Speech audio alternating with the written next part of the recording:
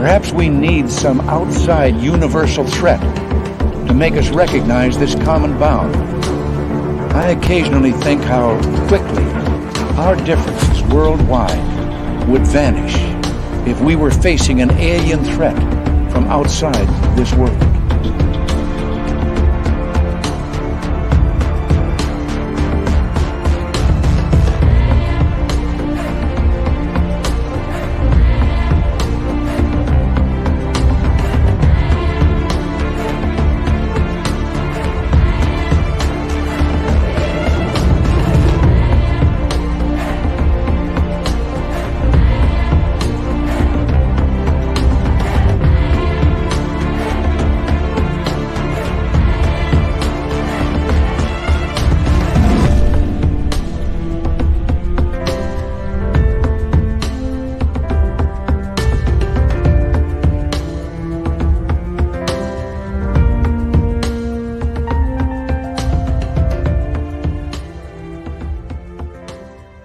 Good evening and welcome to Spaced Out Radio. Tonight it's Hump Day, and Merle says every week it's Hump Day as we get ready for Ghosts of the Great White North.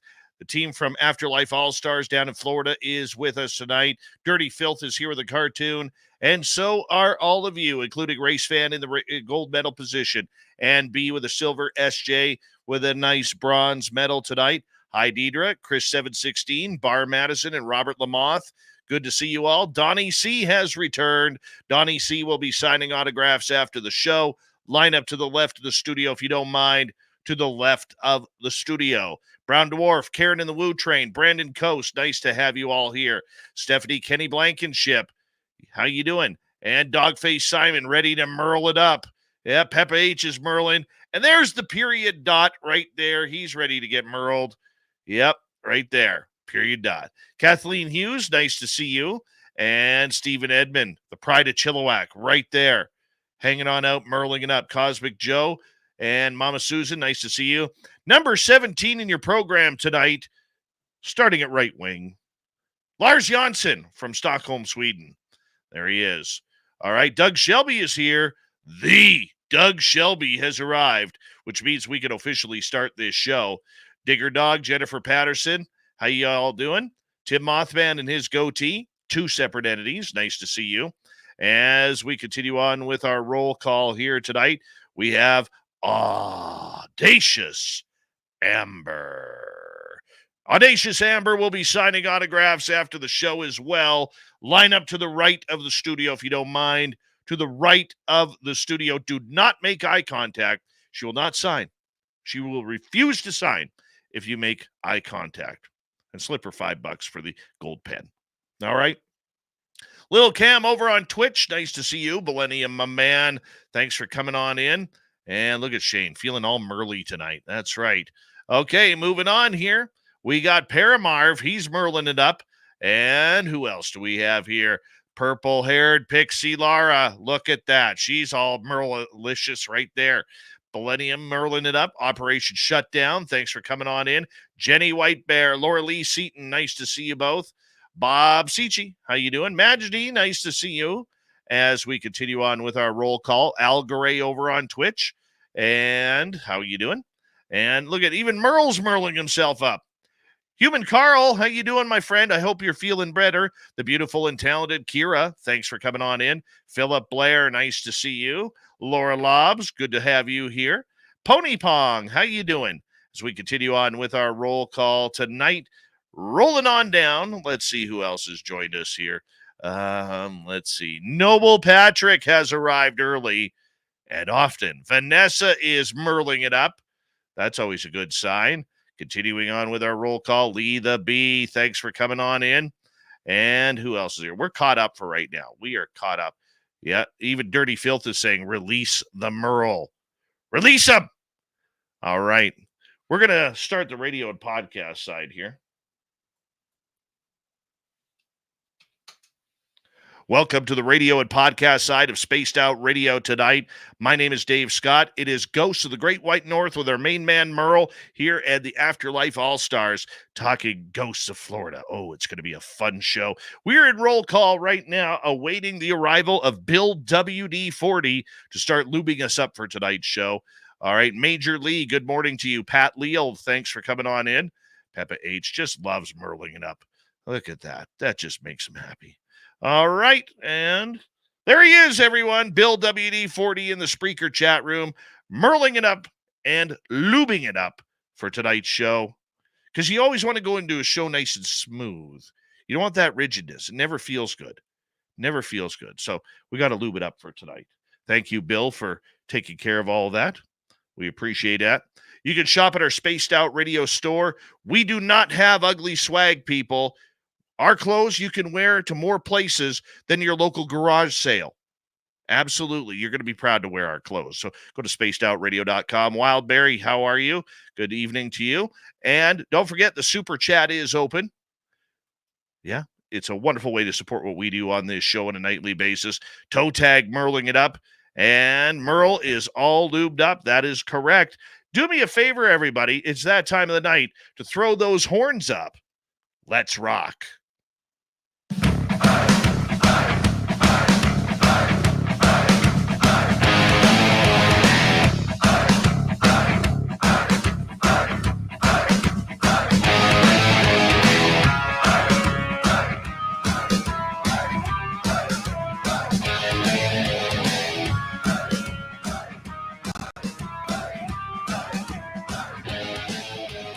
From the mountains of central British Columbia to you listening around the world, this, my friends, is Spaced Out Radio.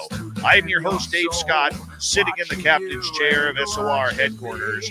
We welcome you to tonight's show on our terrestrial affiliates around North America, digitally on Odyssey Radio, TalkStream Live, at KPNL. All of our archives are free. Join us at youtube.com/Spaced Out Radio. Do old Davey the favor, hit that subscribe button. You can follow us on Twitter at Spaced Out Radio, Instagram at Spaced Out Radio Show, and on Patreon in the Space Travelers Club. Tonight's show is brought to you by Chive Charities. Help make the world 10% happier by visiting Chive Charities today. You can find them on our website. We got a great show of paranormal action tonight as our main man Merle from the Paranormal Road Trippers is here for Ghosts of the Great White North. Then in hour number 3, Steve Stockton from Among the Missing will have a brand new story for us. Following that, Courtney Marcassani will give us the updated version of the UFO report. It is that time of the night, that time of the month, that time of the week where we bring in our main man Merle from Ghosts of the Great White North. Yes, Merle is one of Canada's top paranormal investigators, hanging out, looking for ghosts, searching for spirits, and ready to devour the demons that surround him. Yes, tonight we also have special guests Gina Black and Tim Armwine from Afterlife All-Stars, based out of Florida. We're going to have some fun talking ghost stories all night long. I hope you enjoy it. Our main man, Merle, thank you for coming on in. We really appreciate it, Razor. We need you to unmute, Merle. Yeah, we're unmuted. I love the name, Dave. I was excited to see it. That's why we forgot to unmute it. It's probably the best name you've had yet for me. Well, that's good. That's good. Gina and Tim, I always, if you're watching on our YouTube side, you can't see it on the radio side, obviously, but every half an hour I change Merle's name, and it just works for me. So, Merle, who are our friends here? We got the Afterlife All-Stars. I guess I met Gina through Instagram, and she always has the latest, greatest tech and gear, and has a lot of reels and a lot of videos on using and actually being in the field. And that's what I appreciate, because they're doing the investigations. And Tim, this is the first time I've met you. However, I've seen you in the photos, and it's going to be good to talk to you. Yeah. Thank you so much. Yeah, we use a lot of equipment in the field. We're excited to always try new stuff. Always. That's what you got to do. Progress. Yes. So, and Gina's like the queen of reels. She's amazing. That's good. I absolutely suck at TikTok and Reels. I do. I'm I love a terrible good at it. reel. Yeah, I know you like a good reel. That's your bathroom material right there. But nonetheless, Gina and Tim, thank you so much for coming on the show tonight. We very much appreciate learning your abilities in the paranormal and supernatural, and we're going to hear many of your stories tonight. Tim, let's start with you here. How did you get started in the paranormal? What made you fall in love with searching for ghosts? I've been doing this like 20, 25 years, and I never really had, grandma standing by the bed. It's just, I'm a retired paramedic, and I worked the city of Miami and trauma hospital. So I saw a lot of death over the years. So I just started figuring there's got to be something more than throwing someone in the ground. But when I started, we had, baby powder, compasses, the elf meters, we didn't have nothing like what we got today. So took a lot of patience, but I always tell people, you get that one piece of evidence, that's what makes you come back. Just, 100%. And I've written a couple books on the field also on how to investigate what all the equipment's about. But I've been, pardon? Sorry, go ahead, Tim. No, I've been fortunate to run into people like Gina and other members of our team through lectures, and just to see the excitement in their eyes and their commitment to finding honest answers. Finding honest answers for the clients and for their concerns. So it's been a nice journey. Gina, how did you get started in the paranormal? So I've always been interested in the paranormal ever since I was a kid. I grew up in upstate New York, and we had, the classic Center Hall colonial kind of spooky house on the hill. My father used to love to tell my brother and I scary stories, and I was always interested. But when my family moved to Florida in 1996, we moved into a newer home. And of course, moving into a new home, you don't really expect to run into anything paranormal. I believe the house was about 20 years old when they bought it, and they purchased it from another family who left many of the items in the house. They just kind of said, this is the final sale, take everything that's in it kind of deal. So there was furniture, there was all kinds of stuff still in the house, and my parents did keep some of it. And we started experiencing pretty early on after moving in some paranormal activity. And of course, I was the only one never to actually see the ghost with my own eyes, but I did have some experiences. One was very profound, and it actually really kind of pushed me into, watching all the ghost shows, following up, reading books that I could find, magazines, anything that I could basically get my hands on. And in that experience, I was getting ready for school the next day. I was, getting ready for bed, and I had laid all my clothes out that I was going to wear the following day. My brother was sleeping. My mother was sleeping. My father was the only other person in the house that was awake, and he was in another part of the house. And I was, in the restroom washing my face. I hear a really loud sound, and I come running out of my room, my brand new pair of shoes, my sneakers. I had these white Puma sneakers. One of them was laying in the hallway, and the lace was actually shredded on my sneaker. So my father comes running around. He's asking what's going on because he thinks I'm roughhousing or something in the middle of the night. And we both turn the lights on. We're looking around, and my cat was kind of cowering off behind a couch. So we first thought maybe this could have been the cat. But upon inspecting the shoe, there was 2 footprints on the wall. Okay. Wow. 2 footprints, as if someone smashed that shoe into the wall. And these footprints, if I'm 5'9", and if I were to stand up and raise my hand as far as I can over my head, that's where the shoe prints were. So even if the cat had something to do with this, the cat wouldn't have been able to get the shoe prints on the wall that high, that clearly. So that experience, and we couldn't find any answer to that. This was kind of before cell phones, so we didn't really take any pictures of the shoe prints, unfortunately. But the 2 of us couldn't find any solutions, and the activity would be on and off in the house. And actually, so my parents still live in that house and it still continues today. But that experience really pushed me to question whether or not spirits are real, because there was a physical manifestation that was right in front of me that I couldn't ignore, and I could no longer say that, ghosts aren't real. So that was kind of what got my interest sparked into the field. Well, that's one way to do it, finding your brand new shoes ripped apart and footprints way up near the ceiling. I mean, wow. Merle, have you ever had anything like that? Footprints on the ceiling? I mean, we did see that big 6-foot long shadow spider that one night. We did see the shadow spider thing. That was terrifying. Have I had footsteps? No, I haven't. But I've had fingerprints in a mirror that were like the classic after a shower handprint. But no, that would be terrifying. Like, Gina, if I saw that when I was young, I probably would have screamed or something. But I had a similar experience where when I was home sick from school, I saw what looked like an old pioneer guy come up my stairs and go down the hallway. I was probably 10 years old.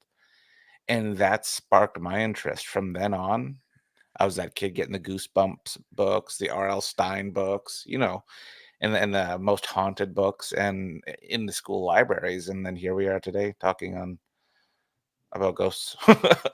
Merle, tell them the giant spider story. This one still freaks me out. And I was right there beside you when it happened.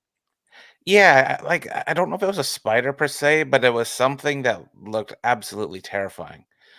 Dave and I were investigating an old 1911 Clydesdale barn, and we were halfway down the barn, and we were walking by one of the stalls, the old antique stalls, and it got cold. Which they put a jail cell in the middle of a Clydesdale barn. Go figure.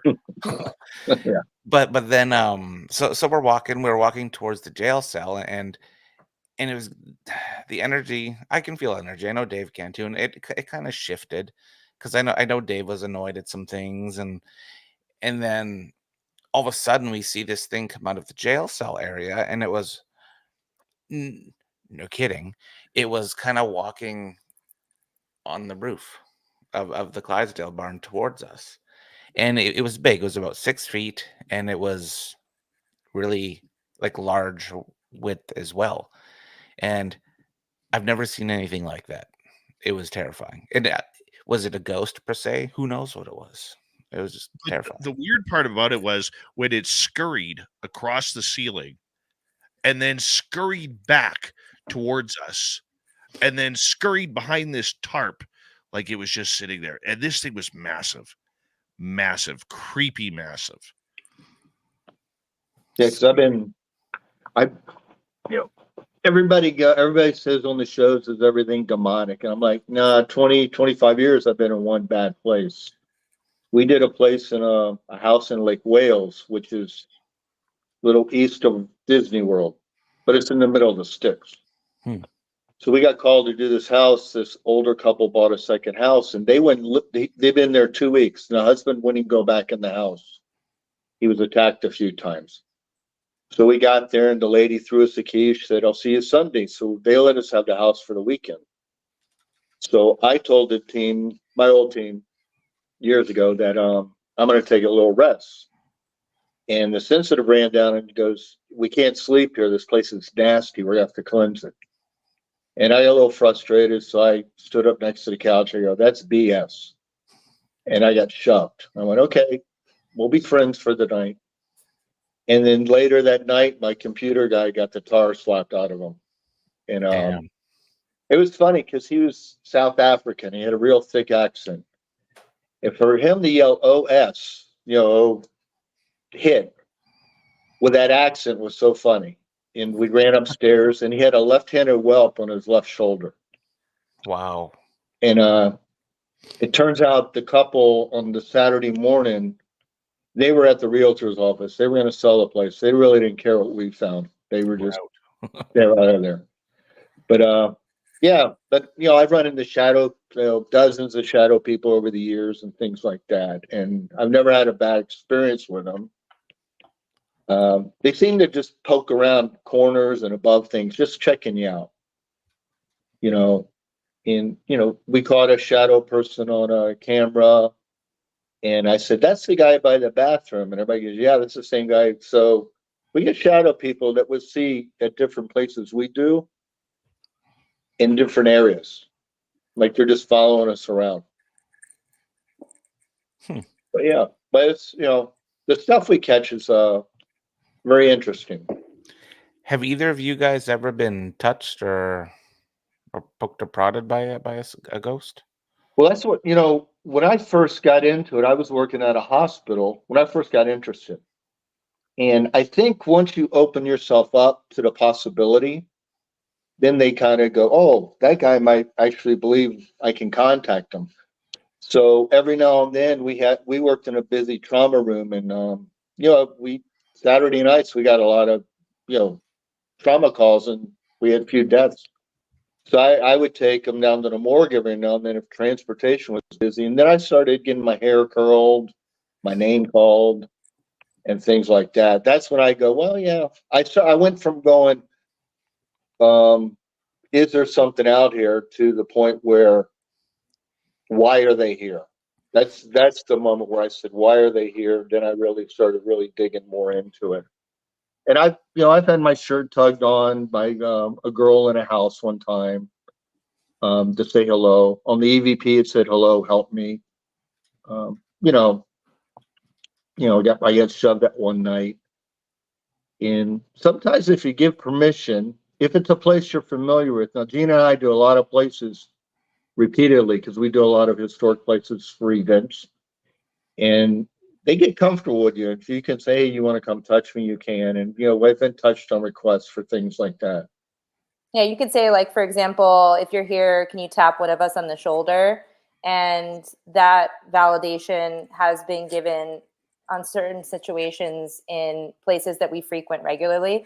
I think where the spirits are familiar with us, so they feel comfortable interacting that way.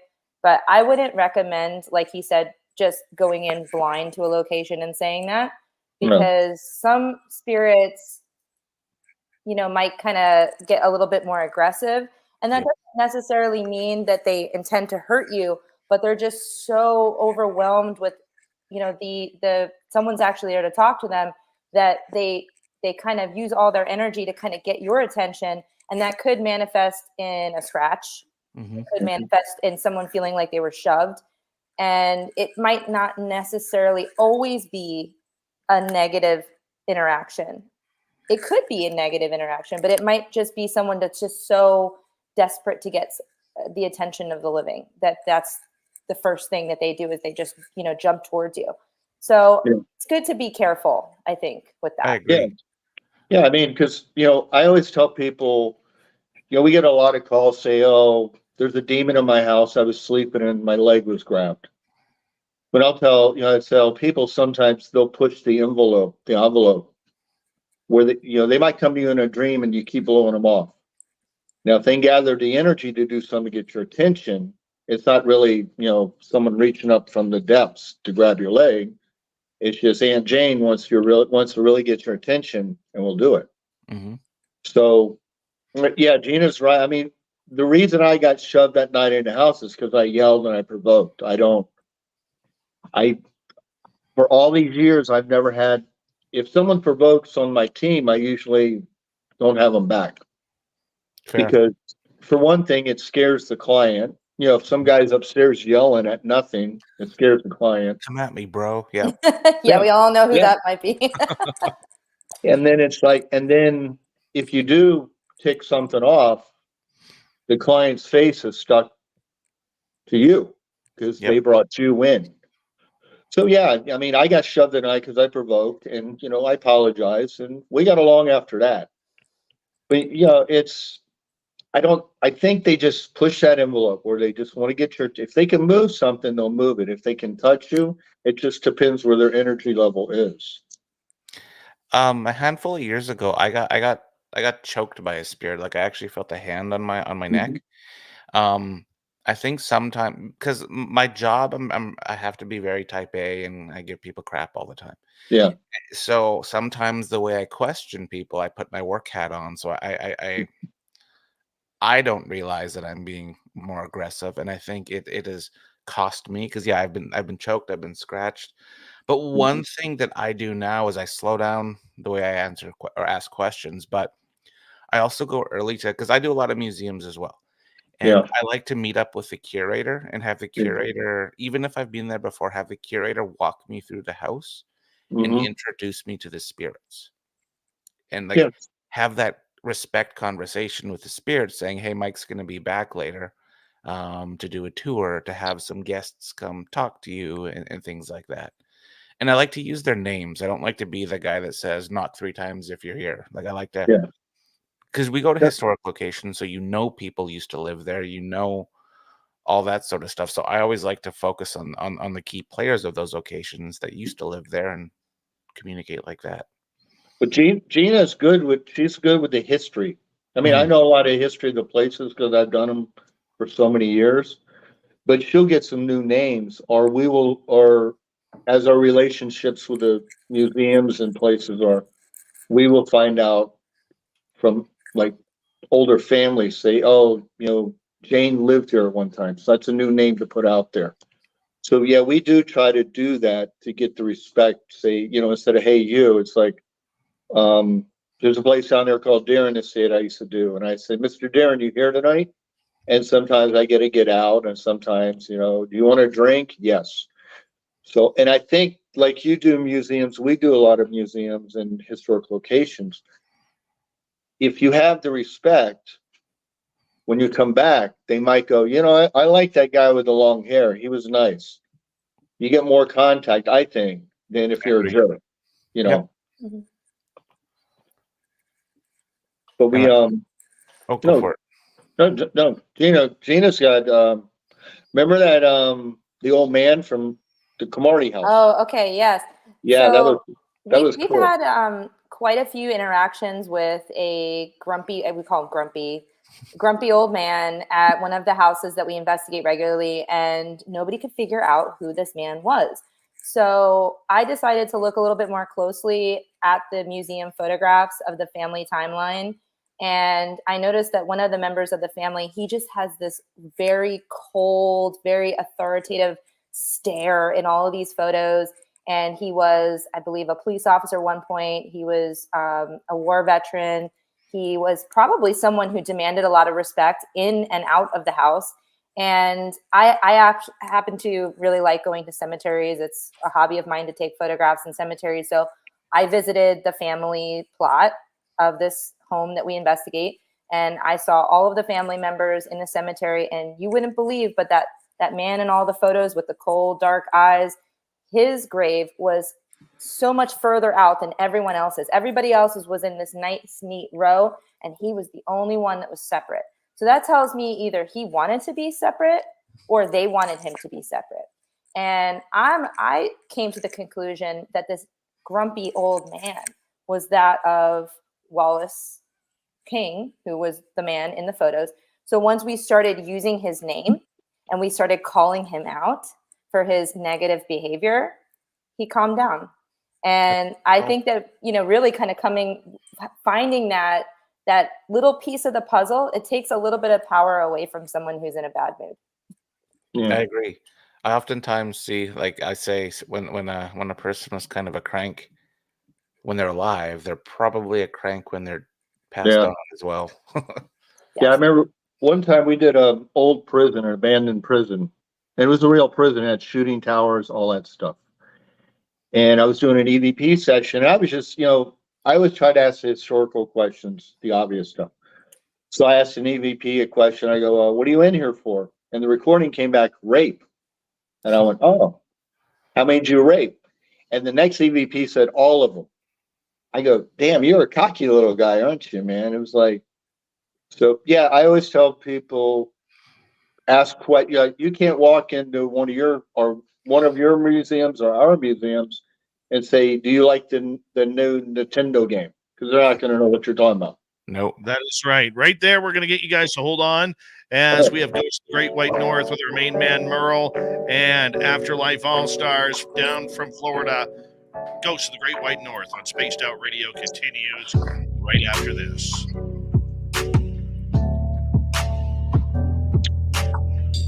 That prison was cool though. They All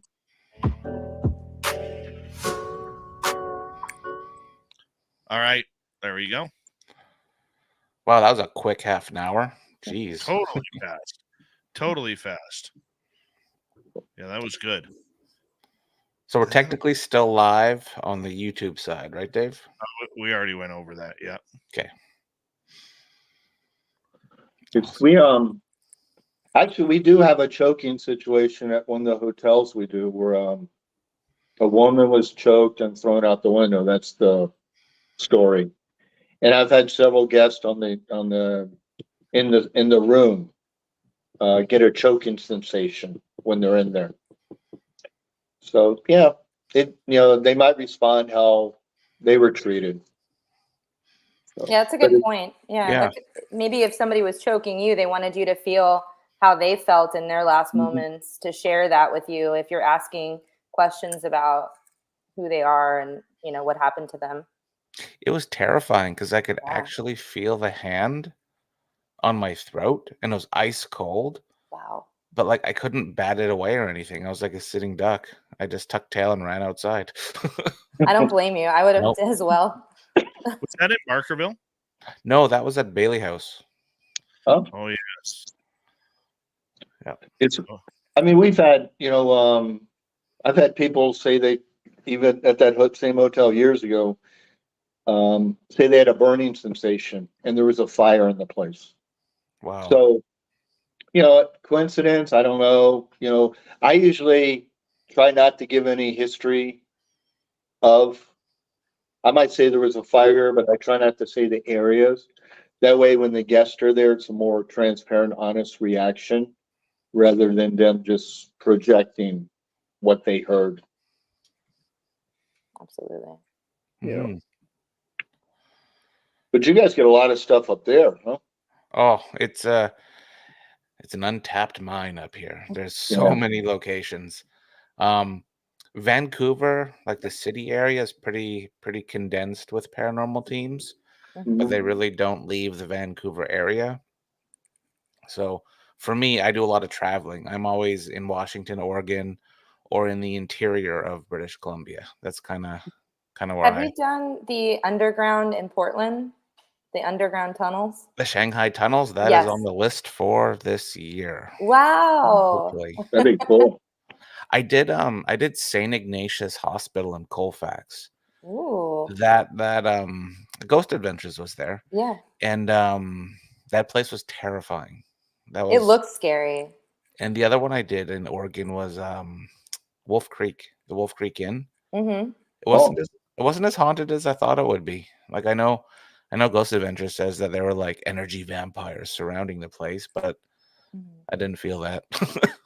All I heard were other ghost hunters walking around with their REM pods at night. Nice. I mean, Gina does a lot of traveling. When I first started, there weren't many teams around, so I traveled for houses, privates. If there was especially a kid involved, I've gone to New Orleans to do places, Memphis, Georgia, all that place for privates. But Gina does a lot of traveling. She's seen a lot of really great places over the years. It's fun to hear her stories. Have you guys ever investigated in Canada? I have not, but I definitely would like to. Yeah. Depending on where my layover is this summer, I may be going to either Europe or Japan, but oftentimes we lay over in Canada. And if that happens, I will definitely be investigating. Awesome. Well, if you're in Vancouver. So you're in Vancouver. You guys have the best food in Vancouver. That's what we're told. Yeah. It's funny because we have everybody's shocked when I tell them, or we tell them how active South Florida is, but there's a dead Indian buried somewhere. everywhere down here. There's lots of So Indian imagine, burial grounds. Yeah. because there was Tequesta, Seminoles, everything for thousands of years. Canada has a lot of. You guys have a lot of Native American places up We there. do. Yep. Yeah, A lot of indigenous places. Yep. yeah. Because we because we actually I did a house one night. We called a Native American on an EVP. And I asked the Seminole chief, and he goes, "I don't know what that is. That's Tequestan." So when we did our history check, it was a Tequestan battle zone, like 300 years ago, and every house had activity in this cul-de-sac. Wow. But yeah, but I heard Canada has a lot of native. Okay, Yep. guys, hold on right there. Thank you to Aloha Dave and Dragonfly for the super chats tonight. Shop at our store on our website, spacedoutradio.com. There's no ugly swag here. And here comes the next half hour.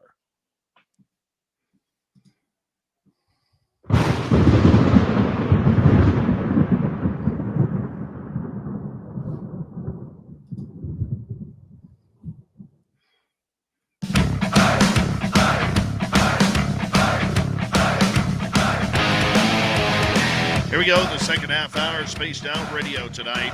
Thank you for joining us. My name is Dave Scott. Love talking ghosts with our main man, Merle. We'll continue right after this. Reminder to all of you that if you missed portions of this show or others, you can always check out our free archives at youtube.com/Spaced Out Radio. Do old Davey the favor, hit that subscribe button. Our website, spacedoutradio.com. We have a plethora of features for you. Rock out to Bumblefoot, read the news wire, check out our swag as well. Follow us on Twitter at Spaced Out Radio, Instagram at Spaced Out Radio Show, and on Patreon in the Space Travelers Club. Let's rock and roll, Merle. Let's get into some paranormal stories with Tim and Gina from Afterlife All-Stars way down in Florida. Got to be some good ones in there, my man. Tim, I want to go right at you with this one. You were a paramedic, yeah? Yes. You obviously saw a lot of death with your job. I see a lot of death with my job as well. Mhm. Do you have any stories? Like, have you had any experiences? Well, actually, thinking back over the years, I didn't think about it then, but we had a guy once, a kniving victim, 90-degree weather in the hot sun. We're doing CPR on him. And, you do the CPR and your compressions, and someone checks the pulse. Well, I was doing compressions, and I asked for a pulse, and the guy passed away, unfortunately. But as I think back, I remember a cold swish coming up here. And over the years, I also thought about that I had it a couple other times that I experienced it. When I was doing chest compressions and we lost the patient, I feel like a cold swish coming up, and I'm over the center of the chest doing the compressions. So I've always wondered about that years later, thinking about it. And then, and we've had, I've had people ask me when I worked in the hospital, would I set up a camera if I know someone's gonna die? And I'm like, no, man, I don't do that. So, but the cold swish will always freaked me out thinking back on it now. That maybe that was the soul, quote unquote, leaving at that moment. And we've had we've had a lot of interesting deaths, and I've never really gone, because most of the scenes when I was a street medic, so most of the scenes were public places and things like that. But I've talked to other medics who've had similar, I remember stuff like that. So I've always wondered about that over the years, and I've always talked to other medics that a lot of them aren't into it, but some guys have told me similar experiences about that. I'll give you an interesting story. This was a couple of years ago. This was at work, and it's an attachment story. Mhm. I went to a house. It was a sudden death, and we were inside, and we had to remove some of the animals. And unfortunately, the guy had been there for like 5 days, Oh. and the animals went under the bed, and I was training an officer at this time. So I was like, it's all you, man. And so the officer's trying to get the animals from underneath the bed, but there were also two really big bags of marijuana under the bed. And when she was trying to get the cats, she pierced the bags. Oh, But anyhow, she ended up getting the animals, and then we left. So whatever, it was all done. Like I remember what the guy looked like when he was lying in his bed. And then that night I had a paranormal investigation. So when I leave work, I had a great day. I really don't talk about how my day is a lot of the time. I just say it was great. And because you shut it off. And then I get to the investigation, and we had a medium with us that night. And he's like, Mike, who's with you? And I'm like, no one, it's just me. And he's like, no, no, no, no. Who's with you? And he described this man oh, to a T, including like his clothes, what his hair looked like, everything. And he's like, Mike, this guy's really upset at you. Were you ransacking his house today? I'm like, no. And he had a rough time, I guess, unattaching or detaching this man from me because he was really upset that he thought that I was stealing from him. oh, So going forward, this was a life lesson. Whenever I go to these type of calls now, I always kind of just talk to them in my head saying, I'm here to help. yeah. And Mhm. it hasn't happened since. But yeah, I just was I've interested never, if you had that stuff in your field. yes, I've never had anything over the years come home or attached to me. I've been fortunate. I always just tell them, like, you can't come home and you're not gonna be welcome. And besides, we have a happy home. You'll be miserable there. Yeah, Fair. yeah. So, I but actually recently had one a couple weeks ago, yeah. actually, which wasn't a bad attachment, but I did have something follow me home Do from an tell. investigation. So we had a team night. It was just the team members, and we were investigating a property that we have been dozens and dozens of times. It's part of the museum property, and on this particular floor, the museum staff has been doing some rotating exhibits. So they'll have dolls for 1 month, and then they'll have toys, or they'll have, in this room there was railroad equipment, because right next to the museum is the railroad that runs through the city. So we saw that there was some new equipment. One of the girls on the team was very drawn to this equipment, and she wanted to investigate. And immediately as we walked into the room, I started feeling a vibration sensation on my stomach, as if I had my cell phone tucked into my jeans, but it wasn't there. And it was very odd. And as soon as it kind of came over me, it left. It was kind of like an instant feeling. And then we started to investigate, and we were getting some intelligent responses on our REM pod. And we actually caught a voice on one of the recorders too. Then one of the investigators decided she wanted to do an Estes session where she was listening to a spirit box blindfolded to see what she can hear. And she claimed that she felt the same kind of vibration on her arm. And she Wow. described it the same, it seemed like the same kind of thing that came over me. So that was really interesting. Now, for the rest of the evening, everything was normal. We went on to other areas of the property, other buildings. Nothing was coming up that was out of the ordinary. However, when I arrived home, I, pretty much showered. My husband and I immediately went to sleep. And I was in my bed. Okay, one of those dreams where you wake up and you're in your bed, and I'm looking around and I'm going, something's not right. I look over at my husband. He's still sleeping. This is all in my dream. And I'm looking around the room, and I see a person crouched on the floor next to my Oh, husband's side of the bed. Now, this person, okay, he was clear as day. I can see he was, maybe 6 foot. He had a very stocky build. He was wearing brown clothing. He was sweaty. His eyes looked kind of wily, and he was kind of crouched down as if he was trying to avoid being seen. And in my dream, all I wanted to scream was to get out. When you have a dream and you want to punch somebody, or you want to, get away from an attacker, and you just can't do it. You can't scream. You can't. So I couldn't get the words out in my dream. But I was so upset that he was there. And I woke up in real life, and I'm looking around the room, and immediately an aroma of sweat kind of like a body odor kind of smell came across the room. Now, I had just showered before bed. My husband just showered, but of course, I'm immediately the investigator sense. I'm sniffing around. I don't smell anything. It's not from us. So I get out of bed. I'm freaked out now because this was so vivid. It was so real. I'm walking around my house, sniffing around to see if I smell this, where the source of this odor was, but I couldn't find it. I couldn't find a source. It was immediately almost like a fragrance went in front of my face and it was gone. But the man that I saw in my dream was very sweaty. So that kind of makes sense. And I definitely was very, very freaked out by that because the equipment that we were investigating around was from the railroad and all of that kind of stuff sort of checked out.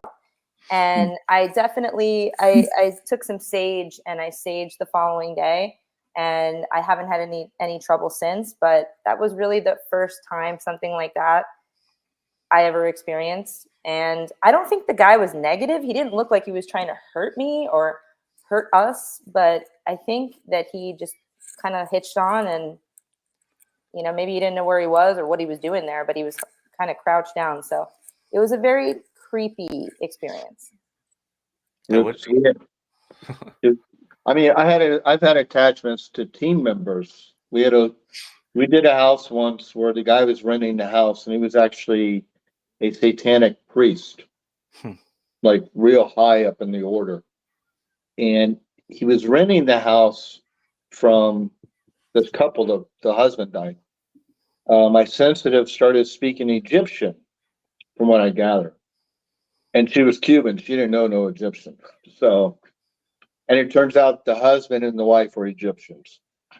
So, like Gina, it was a quick, like you, it was a quick attachment. It was like 30 seconds of gibberish Egyptian.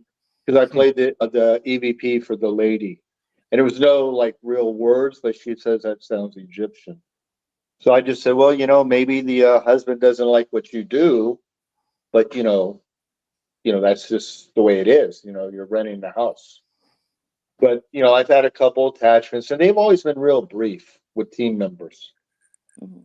I always tell people, you know, try to take care of yourself and your attitude, your home life, because if it's positive, you know, because the partner I had years ago, him and his wife were having money problems. They were arguing all the time. And he says, Tim, there's just crap coming home with me all the time now. I go, well, yeah, you guys always yelling at each other. And once things settled down financially for them, they got back in a good space. Things seemed to calm down for them. So I always ask the investigators, you know, just try to, you know, keep a good home life. You know, try not to, you know, life happens, but try to come with a good attitude to it. And you got a good shot of nothing following you home because they don't want to be where it's positive.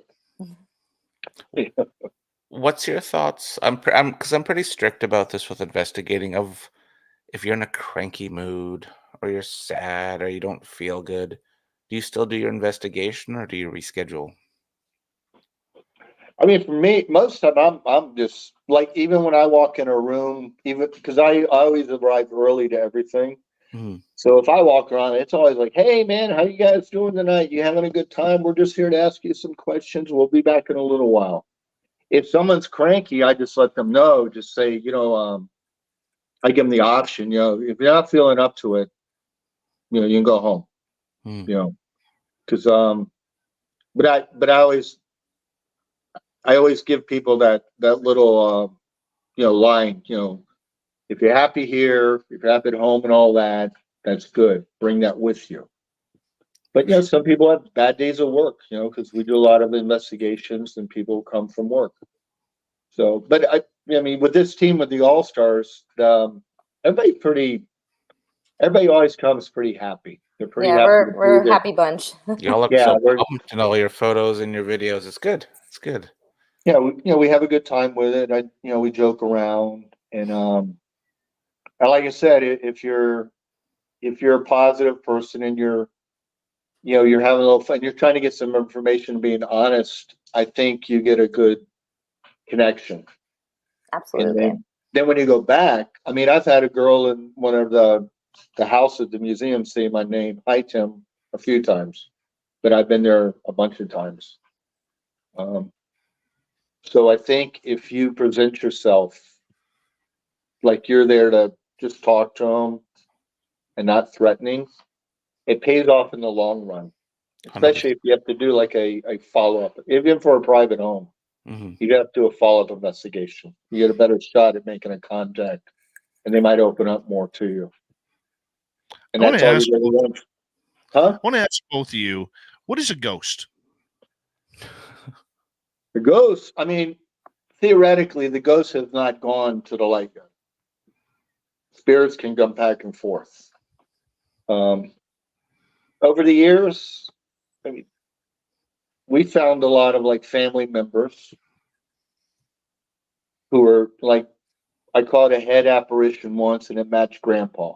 So the family, they were very comfortable with that. Oh, it's just grandpa. He's not really bothered us. We're good with that. Spirits, they say, can come back and forth. So. And then there's also the residual hauntings, which are basically just a recording in time, and they're not actually an intelligent entity.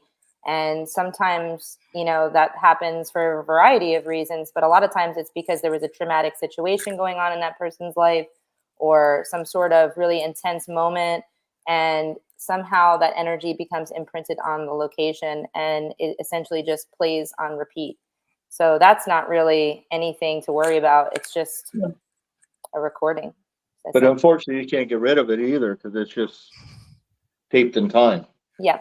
Because my grandma's house, there used to be a mist that come down the hall every morning, like 2:30 in the morning. And my mom was living with my grandma, and she saw this mist. And as it turned out, I knew, you know, my grandma, you know, the old jelly jars. She would get up at 2:30 in the morning, walk down the hall, get her water, go back to bed. So my daughter lived up there. It was up around Orlando. I go, honey, do me a favor, tape that mist because I don't want to drive 3 hours to videotape a mist. And she did. Finally, she finally got nerve up, and it passed her, and it got a little opaque when she was filming it. But yeah, residuals are, you know, that's why if we don't get anything on an investigation, we don't just dump the client. We say, listen, do me a favor, keep a record of what's going on, because we might just be coming at the wrong time. Because if it's a residual, it comes at a certain time. So you might be there at 8 at night till midnight, but this residual is at 2:30 in the morning, so you got to come back at 2:30 in the morning. And a lot of residuals are the cause of that. Absolutely. Yeah, but like there's a residual at the Redland. The staff has seen a shadow walking through a wall for years. But back in the day, this wall was a hallway. They built it over to expand a suite. And when they had a fire, they couldn't carry the bodies downstairs because the stairs were rickety. So they had to walk them through this hall, hand them down a window. So the staff keeps seeing this shadow. So I think it's just the residual of those people walking the bodies down this hall. But now there's not a hall anymore, it's a wall. That's why you always want to find out what, like, especially historic places, they can't do much renovation once it's deemed historic, but over the years, have they changed anything? And then that might be able to explain why some things are happening for residual haunts. What I like to do for private investigations is if it's not an emergency, I like people to do a log for like 2 weeks before we even investigate to kind of get like a baseline or a consistency of where, when, and what is happening. And then I like to do like 2 more follow-ups after the initial investigation to try and actually get the evidence, because sometimes they just don't want to talk to you. That's true. Sometimes they got to be comfortable with you. Because we always do like a preliminary. We might, like me and Gina might go to a house first for a couple hours, just get a feel for the place, and then do a full investigation, and then do follow-ups. Just because even if you don't find nothing, at the end of the day, you want the client to know you did everything possible. You were here when they had activity and stuff like that. So they're never unsure that you didn't try your best. And Even also, like going through these houses and getting all that evidence that the clients need and that they want. Oftentimes, spirits just want to be heard and acknowledged. And if you can do that for them, the activity will die down. And as long as somebody is trying to listen to what they're trying to say and acknowledging that they're there, that might just be all it takes to get rid of the issue for the client, because they just want the attention of who's ever there to know that there's someone else existing in the space too. I agree with that.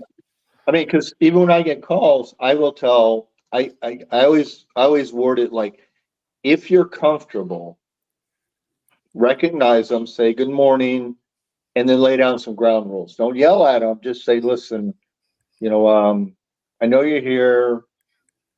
Leave my kids alone, or let me get some sleep. Because I think sometimes they just want to be recognized. And then if they weren't a real, ornery person in life, most time they're like, okay, I know the rules. Or you could I always say, if you're comfortable, if you think it's a family member, give them permission to move on. Say, we're going to be fine, Dad. You can move on. And it just depends. It depends. I never lay too much on the client to make them I don't just pass the buck, say, hey, do this and let me know what happens. I just give them that option. Yeah. Because I've had it a few times where we did a kava bar, a coffee bar. And the young lady said every morning she came in to set up glasses would rattle. So when we did the investigation, we got the name Robert. And it turns out Robert was a homeless guy hit by a hit and run across the street like 2 weeks prior. And I told the young lady, I go, do me a favor, tomorrow when you come in, just say, good morning, Robert. I know you're here. Just let me do my work because you really freak me out. And she said after that, it kind of calmed down. So it just, yeah, you need to do as many follow-ups as possible. I agree. We got about 2 minutes to go before we have to go to break. At the top of the hour here, Ghost of the Great White North with Merle and the Afterlife All-Stars team from Florida. When you go into an investigation, are you already prepared that the building is haunted, or do you even know, Gina? I think most of the time we do have an idea, but we certainly do what's called a baseline investigation. And in this situation, we kind of use certain meters to see if there's any measurable activity. And we listen, we're present. We see if we hear any knocks, any groans. We try to kind of take in the space and see what the space tells us. And sometimes it's haunted and sometimes it's not. But what, like we said, I think someone said before, going back several times is a good thing, because sometimes spirits don't want to talk the first go, and they need to kind of warm up to you a little bit and feel more comfortable, because they may not even know what we're doing. This might look completely foreign to them. They might not know what all these crazy contraptions are. We might look funny in the way that we're dressed. So a lot of times the comfort factor will really improve the experience once you kind of come back a few times. Yeah. And like when we lay down equipment like a REM pod, we just don't put it down. We if you want someone to play the game, show them the rules. Yep. So I'll turn on the REM pod and say, listen, if you want us to know you're here, come near it and it'll light up. And I show them. Because, like I said, they don't know what a REM pod is most of the time. And if they do want to make a contact, at least you're giving them that option by explaining it to them. And I think that's a respect thing. And also, you're showing that you do want to, you just want to talk to them and see what's going on, get some answers. Yeah. But yeah. Well, on that note, as we got about 20 seconds to go here before we have to go to break here at the top of the hour, when we return with Ghost of the Great White North and the Heartbreak Kid, Sean Merles, we're going to... That was a good one. That was a good one, Merle. You got to admit. That was a good one. Strong. Yeah. We're going to get into more paranormal stories, see what stories that Jim or probably Tim and Gina have that freaked them out a little bit or made them laugh on investigation. This is Spaced Out Radio. My name is Dave Scott. We'll be right back after this.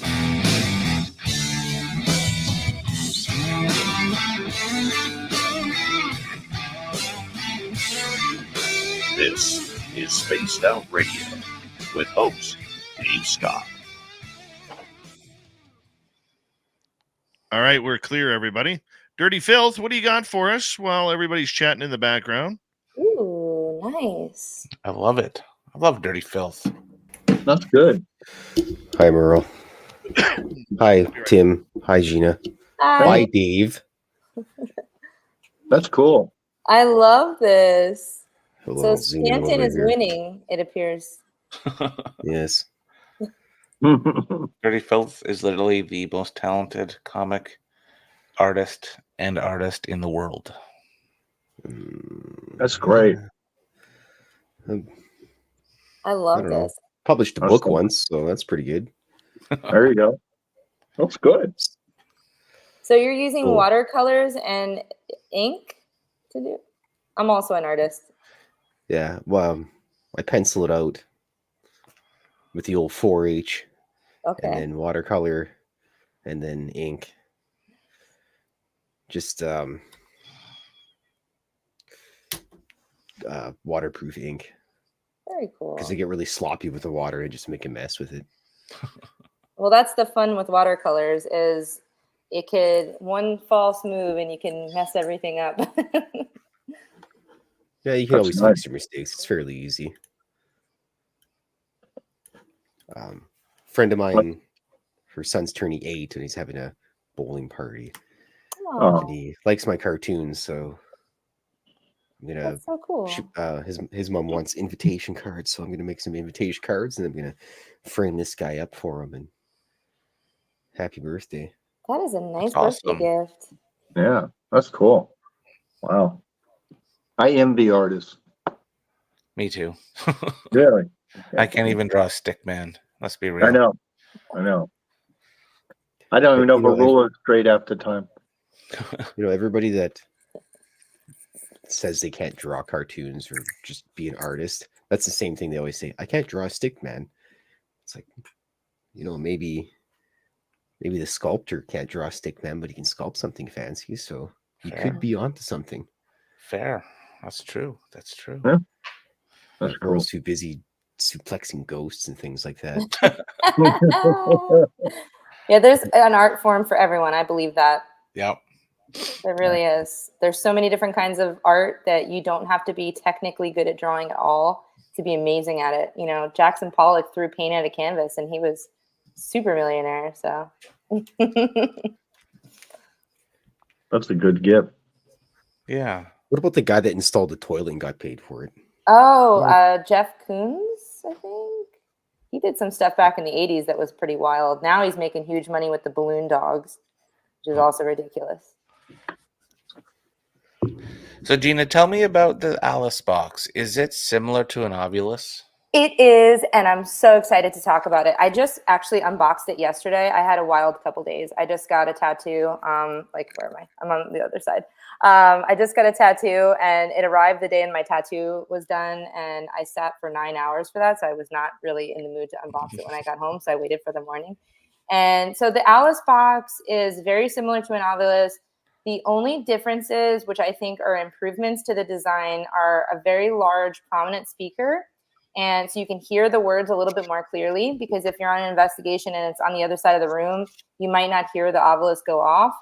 And so this has a larger speaker, and it has a nifty alarm system. So basically, before a word is about to come through, it beeps, and then the word comes through.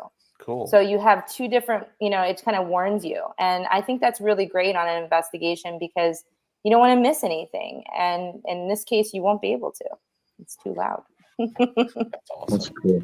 Yeah. And I honestly, I'm super excited to use it on an investigation, but I popped it open. I have a pretty large collection of Victorian photography, and some of my photos and some of my pieces have I suspect have some attachments to them. And immediately as I turned it on, I had all of my photos kind of, displayed out. And at the bottom row of my photos was all children. And the first word that came through was children. And then a last name came through, and then a first name came through. So that was kind of interesting.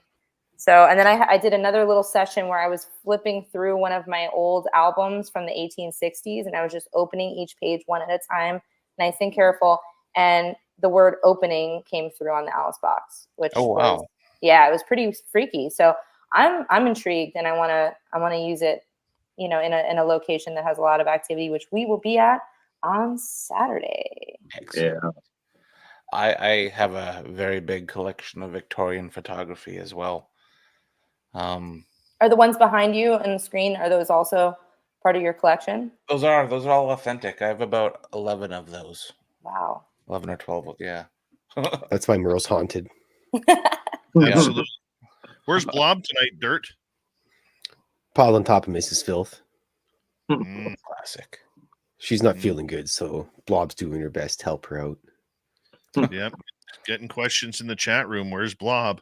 Yep. All right. Let us go back here. And okay, have a good night, everybody. All right, thanks, Dirty Phil.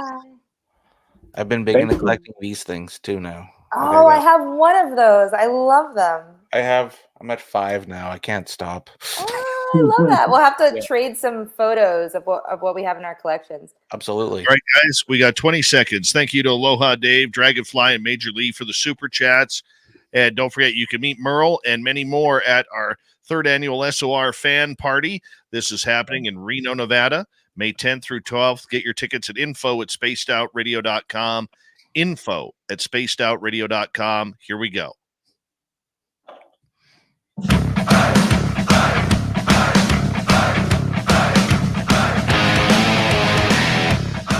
Here we go with the second hour of Spaced Out Radio tonight. Thank you for joining us. My name is Dave Scott. Very much appreciate tuning you all in to Paranormal. Hello to everyone listening in on our terrestrial affiliates around North America, digitally on Odyssey Radio, TalkStream Live at KPNL. All of our archives are free. Join us at youtube.com/Spaced Out Radio. Do old Davey the favor. Hit that subscribe button. Our website, spacedoutradio.com. We have a plethora of features for you. Rock out to Bumblefoot, read the Newswire, check out our swag as well. Follow us on Twitter at Spaced Out Radio, Instagram at Spaced Out Radio Show, and on Patreon in the Space Travelers Club. From the Paranormal Road Trippers based out of Vancouver, British Columbia, we have our main man Merle and Ghosts of the Great White North hanging out with us tonight. Afterlife All Stars. We have Tim and we have Gina. And I want to get into some really spooky stories here. Tim, let's start with you on this one. We've all had that one encounter that just is memorable for all the wrong reasons. What happened to you? I mean, I've had some couple fun ones where I was doing this hotel and it was pandemic time. So I was there by myself with the owner. He asked the accused, can I invite a friend in? I go, yeah. So the friend was Venezuelan, real thick accent. And I said, do you want to ask a question? And I think she knew she was pretty because she goes, do you like me? And when I played back the EVP, it said, F me. But it said the real word. And it said it like hidden on her, like F me. And she goes, what do you say? I go, honey, I think you got an admirer. And she goes, oh my God, no. I go, so. But just I've run across a lot of shadow people, and I have a real bad habit. I don't really get spooked about it because I've never had a bad experience with them. So I'll just say, instead of taking a picture, then telling them to leave, I always go, get out of here. And it just poofs. We did the prison one night, and this prison didn't have a big shower area. It was like 3 stalls. And it was a steel mesh, and there was a super moon that night. And I was doing some EVPs. I went outside to plan for everybody. I went back and the super moon was gone. It was pure black. And I just went, get out of here, man. And it took off. And I went, damn, I got to get in the habit of snapping a picture, then telling them to get out. I've never had a real bad experience with them. I've had a lot of goofy experiences with ghosts because they all have their little quirks. We have one guy at the railroad who says the F word all the time. Frank, how you doing today? F off. Okay, Frank, you're having a good day. There's Or always F one. you. Yeah. Yeah. And then we did a hotel where the women would go up to this room, 342, and they'd always get their chest cupped. So I went up there one day with my long hair and I did some modeling. I'm just standing there doing this and this. And I came back down and everybody goes, you get touched? I go, nah, man, I can't even get hit on in the afterlife, So but over the years, everybody, all these ghosts, they have their own little quirks about stuff. And it's kind of goofy to play with them and see what's happening with them. How about you, Gina? What is a holy, moment that you've had? Or have you ever been on an investigation where you've been terrified to the point where you rethink what you're doing? So I had two situations that really kind of made my blood kind of go cold in a way. And the first one, I was investigating with another girl, and we were at an abandoned high school. So we were, doing the little urbex thing. We were kind of checking out what was inside. We didn't actually break in. We actually just walked through the front door. It was just wide open. So we figured, okay, we didn't break anything. And we're walking around and we have our ghost hunting equipment just to see what we see. So now if you picture it, we're on a long hallway. So there are no doors anywhere, it's just one door at one end of the hallway, one door at the other. So you got one way to go, each way. And we're walking towards the next stairwell. Now, the girl I was with, she was very chatty, catty, kind of just going on and on and on about her day. And I grabbed her arm and I said, stop. And she looked at me and she goes, well, what's going on? And I said, shh, gotta be quiet. And I'm looking forward. Now I'm looking into the other end of this hallway and I can see what looks like a face just kind of come out and then kind of dip back in. And I'm looking because my eyes, I'm not sure what I'm seeing. And it looks like a very pale face with really dark eyes, dark, big saucer eyes. And I'm going, what the heck is this? And I see it kind of peek out and then peek back in. And I freeze because I don't know, I'm just so curious. So I'm holding her arm and I'm not speaking, I'm just looking. And she's freaking out because she has no idea what I'm seeing. And then all of a sudden I see what looks like an arm go up and then back down, and then it goes up and back down. And she's screaming at me at this point, what do we do? What do we do? And I said, just wait. And all of a sudden, what looked like this white face with big black eyes was a huge owl. And it came out and it flew right over us. Its wings, I could feel the air just kind of right over top of me. And of course, because I'm just frozen at this point because my eyes were it looked like a face of a human, but if you could picture that, a white face of an owl with big black eyes. And what I thought was an arm was a wing. So that moment, I'll never forget it because I thought I was experiencing something paranormal and it just, clearly was a hoot. We were laughing and, it was funny, but it was, for me, a terrifying moment where I almost peed my pants. But the next story was actually much more serious. And I'll try to, cut it down a little bit. But I was with three other female investigators. And we were at this house that we always frequent. It's called the King Cromartie House. And at the time, Tim was with another investigator and they went off to a different area of the property. We had the caretaker, his name is Dan. Dan walked us up to the property. He opened the door with his key. It's a deadbolt. So he said, hey, ladies, because this is a downtown area, there are some people, walking to the bars and this and that. He's like, use the latch key, the little latch lock, and put that latch lock over because I can't leave you with the key because it's my only set. And he had to walk around to the other side of the property. So we all walked into the house. We see Dan and Tim, they're walking away, and we use the little latch lock. We close the door, we start investigating. So we think we're safe. We got the door locked, we're ready to go. And one of the investigators started saying that she was feeling nauseous. Now, to our knowledge, I was with her earlier in the day. She wasn't drinking, she wasn't smoking. There was no reason to give her any sort of upset stomach that I had any clue of. So she kept saying it was coming in waves. So I said, well, why don't we sit down? Why don't we go to the parlor? There's some couches in there. Why don't we sit down and see how you're feeling? So she started to feel better, and we continued investigating. We were investigating, I would say, probably about 45 minutes total. And she started complaining again, saying she wasn't feeling good. She wanted to get some air. So I said, hey, let's pack up the equipment. Why don't you stand outside? There's a little porch that wraps around the front of the property. Why don't you stand on the porch so we can see you through the window to make sure you're safe while we clean up all of our equipment? So she goes to walk out the door, and she looks back and says, the door's locked. And I said, no, the door's not locked. You just have to open the little latch lock. It's a little hook. And she said, I did that, and I can't open the door. So then another girl gets up and she says, I'll open the door for you. Maybe it's stuck.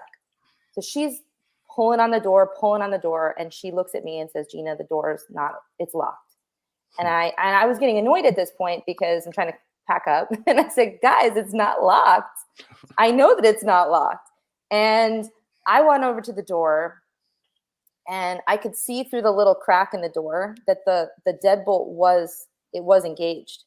So somebody had locked that door. You can't open or close the door, or open the lock or close the lock manually. You have to have the key. It's just the way that the design is. The key goes in both sides. And somebody locked the deadbolt. So now we're freaking out. This is an old museum property. There's no running water. There's no, we don't have access to anywhere she feels like she's going to be sick. So we're freaking out, and I'm trying to desperately open the door. I signal to someone else, please call Tim, get Dan on the phone. We got to have somebody open it, get us out of here. And the girl sadly felt like she was going to be sick. So she kind of like curled up towards the floor, made sure to try to get it on the floor, not on a rug. And she was very embarrassed. She said, oh my God, I've never had this happen to me. I don't know what's going on. I don't know what's wrong. And she was just mortified. So we finally get Tim and Dan, and they come back up to the house. They open up the door. I rush her over to part of the property where there's running water, bathrooms. We get her cleaned up, and they were cleaning up at the house where we were just at. So while they were there, one of the girls took out I don't know if it was a spirit box or a recorder, and she got a male voice basically taking ownership of what just happened, the grumpy man.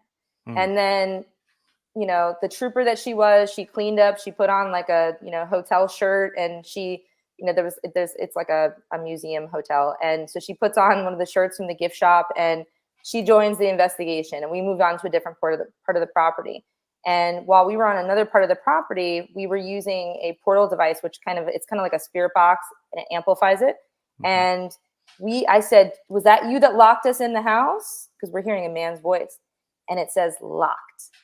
So to me, I can't explain that. And, the only person who had the key was on another area of the property. There was no other person who had a key that could have locked that. And it just cannot be explained. And it really messed with my head for a long time.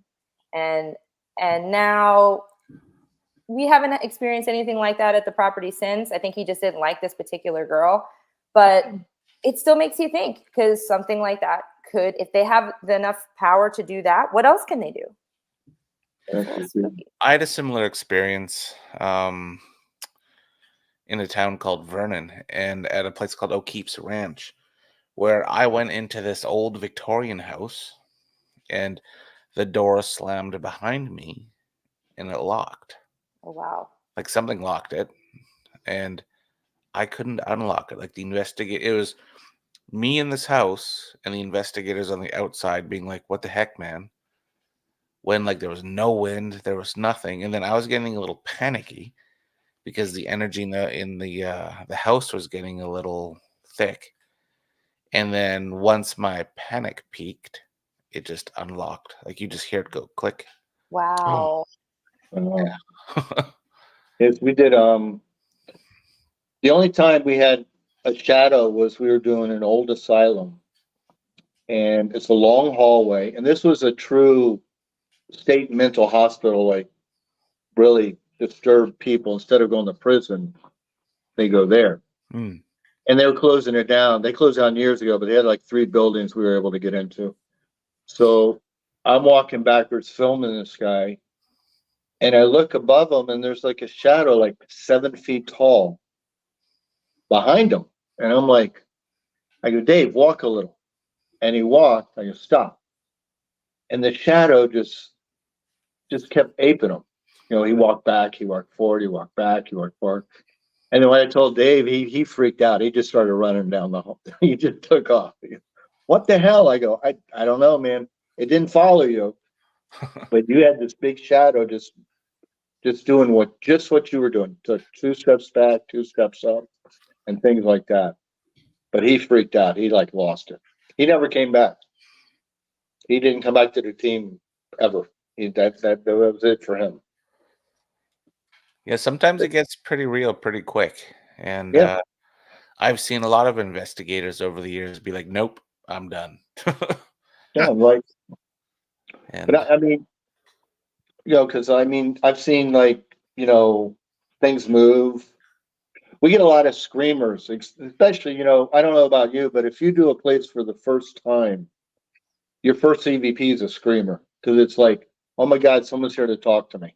I'm going to get it all out and now. Rah, rah, rah, rah, rah.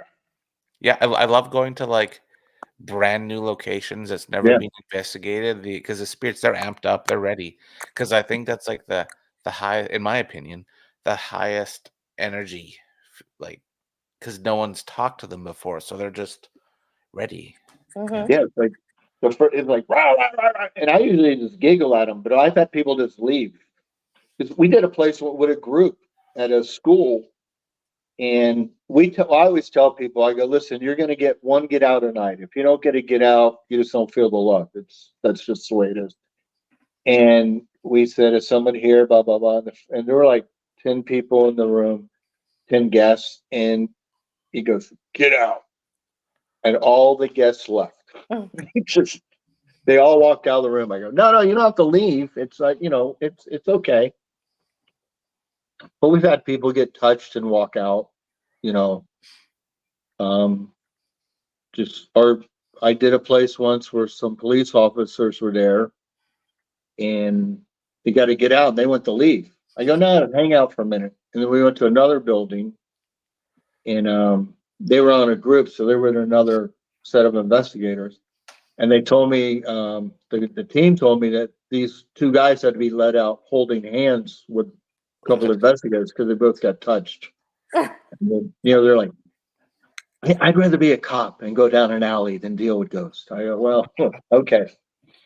You know, and yeah. And I always tease them to come back. Hey, we're being here tonight. You're going to come by? No, we did it. We're done. We're good. We've done it.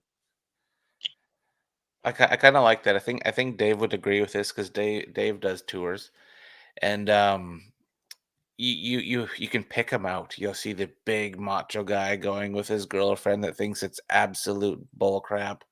Oh, yeah. Everything that we're doing, ghosts aren't real. This is stupid. Go have your fun for the night. But they're always the first ones to leave. Yeah, it's funny because it's usually the husbands get dragged to the events. Yep. And I've had it twice where there's a place called Deering Estate, and down in the wine cellar, women get touched behind their knees. It's been that way for years. So I had a group down there, and the husband was off in the corner having a husband moment, you know, griping about, like, why are we here? This is garbage, blah, blah, blah. And his wife got touched. So he started mocking her. And then, like, 30 seconds later, he bolted out of the room. He ran upstairs. You hear the front doors blow open. And I went outside. He was on the bench trembling. I go, what's wrong, man? He goes, I got touched on my shoulder. I go, yeah, you see, you mock your wife, man. They're going to, they back each other even in the afterlife. Yeah. And I had it again in another place where a husband got touched after mocking his wife. And this was an old place with the old thin windows on the door.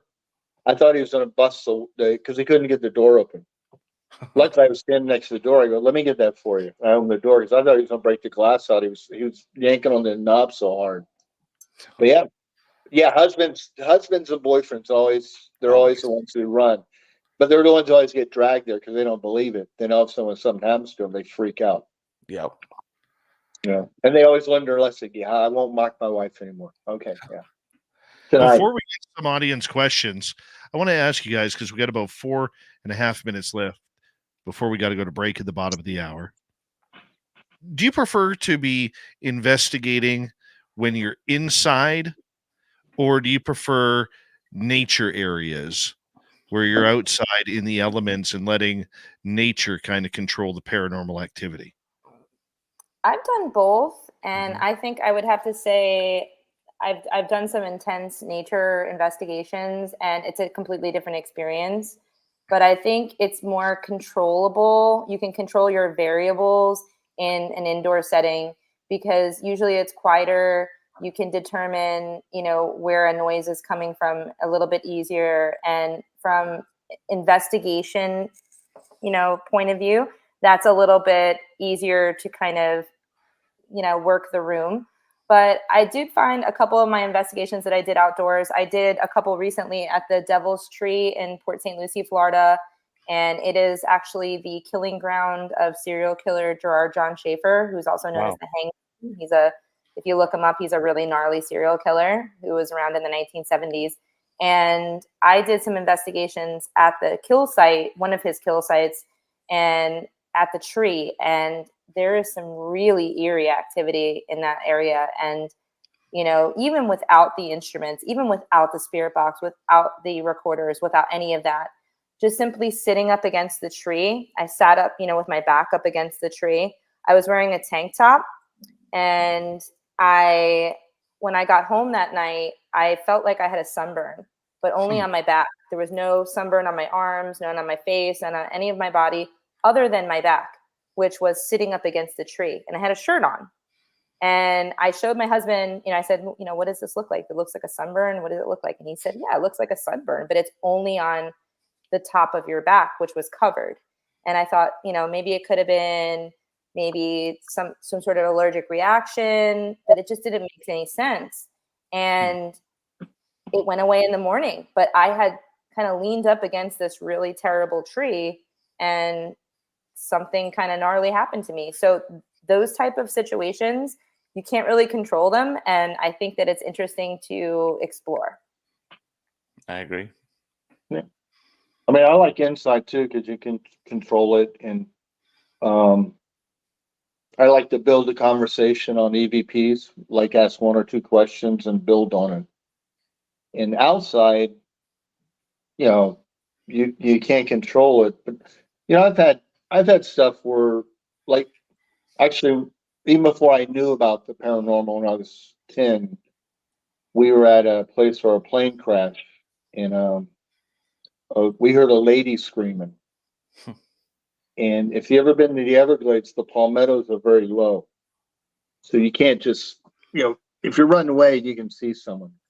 So me and like four of the guys, we heard this lady scream. It's very vivid. And thinking back now, I'm like, oh my God, that was pretty intense, because we went to look for this lady and we never found her. Wow. And then a plane, an Eastern jet, went down there. It was Like a very 401? famous jet. Yeah, like 50 years ago. So back then it was pretty intense, and that's I tell people, if you don't have all that equipment, you can still do an investigation. Just let yourself go, Yep. and you'll pick up if something's there, they'll let you know, and that's always the good thing. You don't need all the equipment all the time, But insights are always best to find answers, because you can control it better. And it's more, honest and transparent.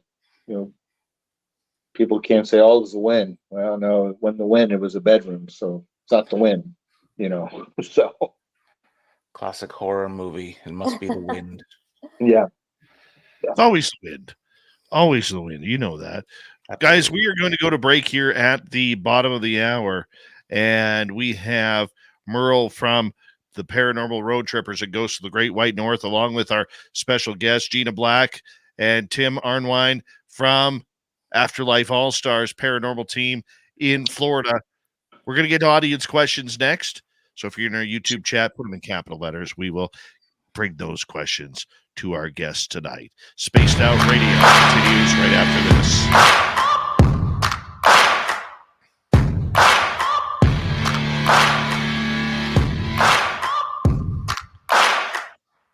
You're listening to Spaced Out Radio with your host, Dave Scott.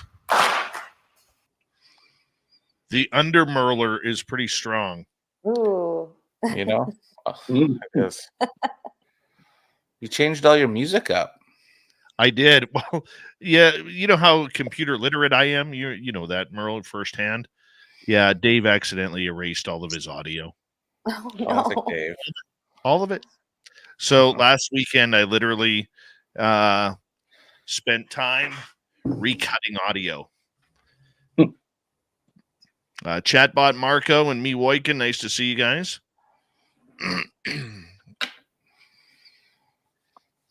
But we taken it the last half day. We're doing audience questions, and I think we should get into some haunted Florida locations. Oh, I would love to talk about that. Excellent. Love to. Sure. So you have one of those old photos as well, you said? Yes, I have quite a few. So I write for a magazine called Paranormality, and I really did a lot of deep diving into Victorian mourning, Victorian culture, and I just became fascinated with it because there is this phenomena where a lot of people see Victorian era dressed ghosts. And why is that? Why do we see the Victorian ghost and not the barista from 2005, you know? And I was doing a lot of research, and to do good research, you got to go out and you got to get some. And I just started collecting, and now I have a huge collection, and that's cool. It's tintype. I love that. It's a death photo. Oh, it is. He's The dead. guy. The dude. Oh That's no, cool. post-mortem photo. Yeah. I have one of those too. And then the Hey, little boy. Spooky. Merle, I actually have a question for you for one of our listeners, Brandon. Yes, the pictures behind Merle are haunted, but aren't you doing a fundraiser investigation in Powell River? Yes, I am. The weekend of June 8th. June 8th weekend, because Brandon actually, who's in our chat room here on YouTube, he actually lives in Powell River, and he would like to attend. Brandon, if you go to the Paranormal Road Trippers on Instagram and DM me, I'll give you the info. It's going to be a whole weekend of fun. That sounds cool. Yeah. I have quite a few coming up. Doing a bunch of fundraisers, but Powell River is one of the most haunted inns I've ever been in my life. It's pretty neat. So. And you I can never stay get there? invited. Hey, Dave, do you want to come to Powell River that weekend of June 8th? No. Oh, well, there you go. I'm a ghost. I'm in my ghost tour season. You know that. Oh, yeah. It's coming up. Yeah. Actually, I have a spooky story I could tell you that happened today. Yeah. So, a couple of my friends who are sensitive say that one of my newest photo acquisitions is haunted. And I feel she is, and she creeps the heck out of me. So I smudged it before work. And then, I literally got home from work and sat on my computer to do this show. Long day. So I put her in my corner. Here, you'll see it. And it fell off my wall. Oh, wow. This one. So then there's all the other little ones down there. But yeah, it fell off my wall today. So once the show's over, I have to put it back up. Oh. She's trying to get your attention. It's because I smudged her. That's cool. Yeah. Very cool. But yeah, I love collecting old photos. I recently got one that had a little lock of hair attached to it. Oh, cool. A little kid. And I have one also that's a postmortem after death from Germany. Can you send me a photo of that? Mm-hmm. See, Absolutely. sweet. Yeah. Okay. And I have a couple that are not Victorian. I have some from the 60s that are kind of neat. And what's wild about this journey of collecting these things was I had a lot of people kind of reach out to me and say their family took these kinds of photos or they knew people that took them. And I think that the practice kind of went pretty steady until like the late 60s.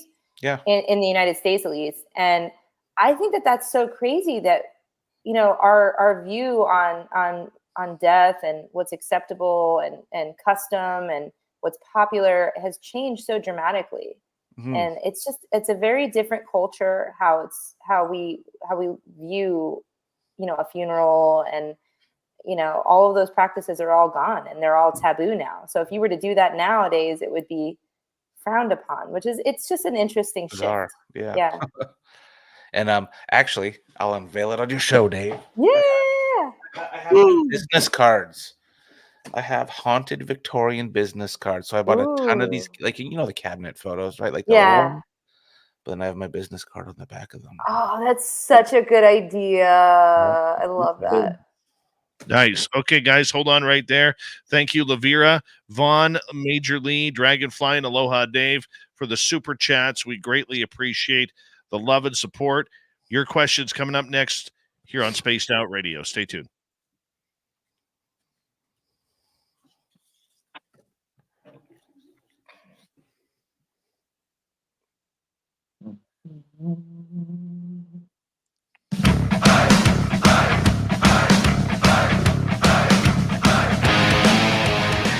Here we go with the second half of Spaced Out Radio tonight. Good to have you with us. My name is Dave Scott. Love talking paranormal with Merle, as we do each and every month. Reminder to all of you that if you missed portions of this show or others, check out our free archives by going to youtube.com/Spaced Out Radio. Do me the favor, hit that subscribe button. Our website, spacedoutradio.com. We have a plethora of features for you. Rock out to Bumblefoot, read the news wire, check out our swag as well. Follow us on Twitter at Spaced Out Radio, Instagram at Spaced Out Radio Show, and on Patreon in the Space Travelers Club. Merle from Ghosts of the Great White North is here tonight, hanging out with Afterlife All-Stars. We have Gina, we have Tim, and we're sharing personal encounters with some good ghostly ghouls and goblins. But we're going to get to audience questions right now. And we're going to kick things off with a funny one from Joe. If you die when you're drunk, does your ghost stay drunk? I would It's an hope so. I would That's a hope long so. hangover. Yeah. You just can't wake up from that one. Yeah. Yes. I think it's very Yeah. likely that would happen, actually. That'd be That kind is of a hilarious. long Ghost. length of hair of the dog, let me tell you that. Yeah. I mean, you can blame a lot of slurred EVPs on that now. Fair. Oh, they were just drunk. That's why you don't hear the clear EVP.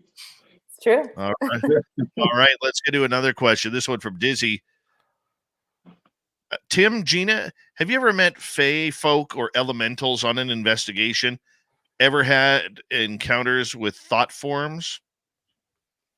I have not met a fae or a folk or elemental, but I have heard a lot of people in my area that have had experiences. In fact, my aunt and uncle have been trying to get me out to their property. They have a campground in close to Clewiston, Florida, and they describe what they call fairy lights in the woods. And they're not fireflies because we don't have fireflies in Florida. I know a lot of people maybe up north might think that could be the cause, but they're these little lights that kind of float through the trees. And I've heard that from a few people. So I'm interested in investigating, but I've never personally seen it myself. No, I've had the same thing. People told me things, and then when we got to do the investigation, of course, nothing comes from it. Sometimes you get some people who will tell you stories, who will make their stories like an elemental, to get you out there. I mean, we'll go out just if anybody has concerns. We don't need the big make up the story thing. Mm-hmm. All right, let's move to another question here. Let's go to Wayne. I own a Canon 3 or T3i. To photograph ghosts or any other entity, Are there any settings I should use? Does a certain shutter speed, f-stop, ISO? I'm not the super camera person, but I will say that you can try with and without flash, because it's best to take multiple photos if you think you're experiencing paranormal activity, because you might get a spirit manifesting and then you might see a little bit more of it in the next photo and then it might be gone in the third. Personally, I was in St. Augustine about 2 years ago, and funny enough, I've been in St. Augustine many times. I've taken lots of photos. I've been on investigations. Just walking past a cemetery, I always take 3 photos at once. Mhm. And in 2 of my photos, I have what appears to be 2 people. And in the third, there's nothing. In the Wow. first photo, they're looking towards us. In the second photo, they're turning away from us. And in the last photo, they're gone. I would suggest trying a low shutter speed and maybe trying one with and without the flash. So if you can, maybe take 3 in a row, that's always best. But I'm sorry, I don't know all the specifics for the camera that you have. I would open up your f-stop full if you're doing it in low light. I'd put your ISO to about 6400, and yes, to the low shutter speed. I think the more you open up the f-stop on your lens, the more light you're going to capture, and will bring in hopefully something. Although I like my iPhone. Yeah. No, I mean, we use the infrared in a full spectrum for that. But Gina's right. You always try to take at least 2 to 3 at a time, like, so that way, if something appears or disappears, you got to document it. Mm-hmm. But I've had people get to shadow people on camera phones, so it just depends what's going on. I love this question next. It's from Mongo.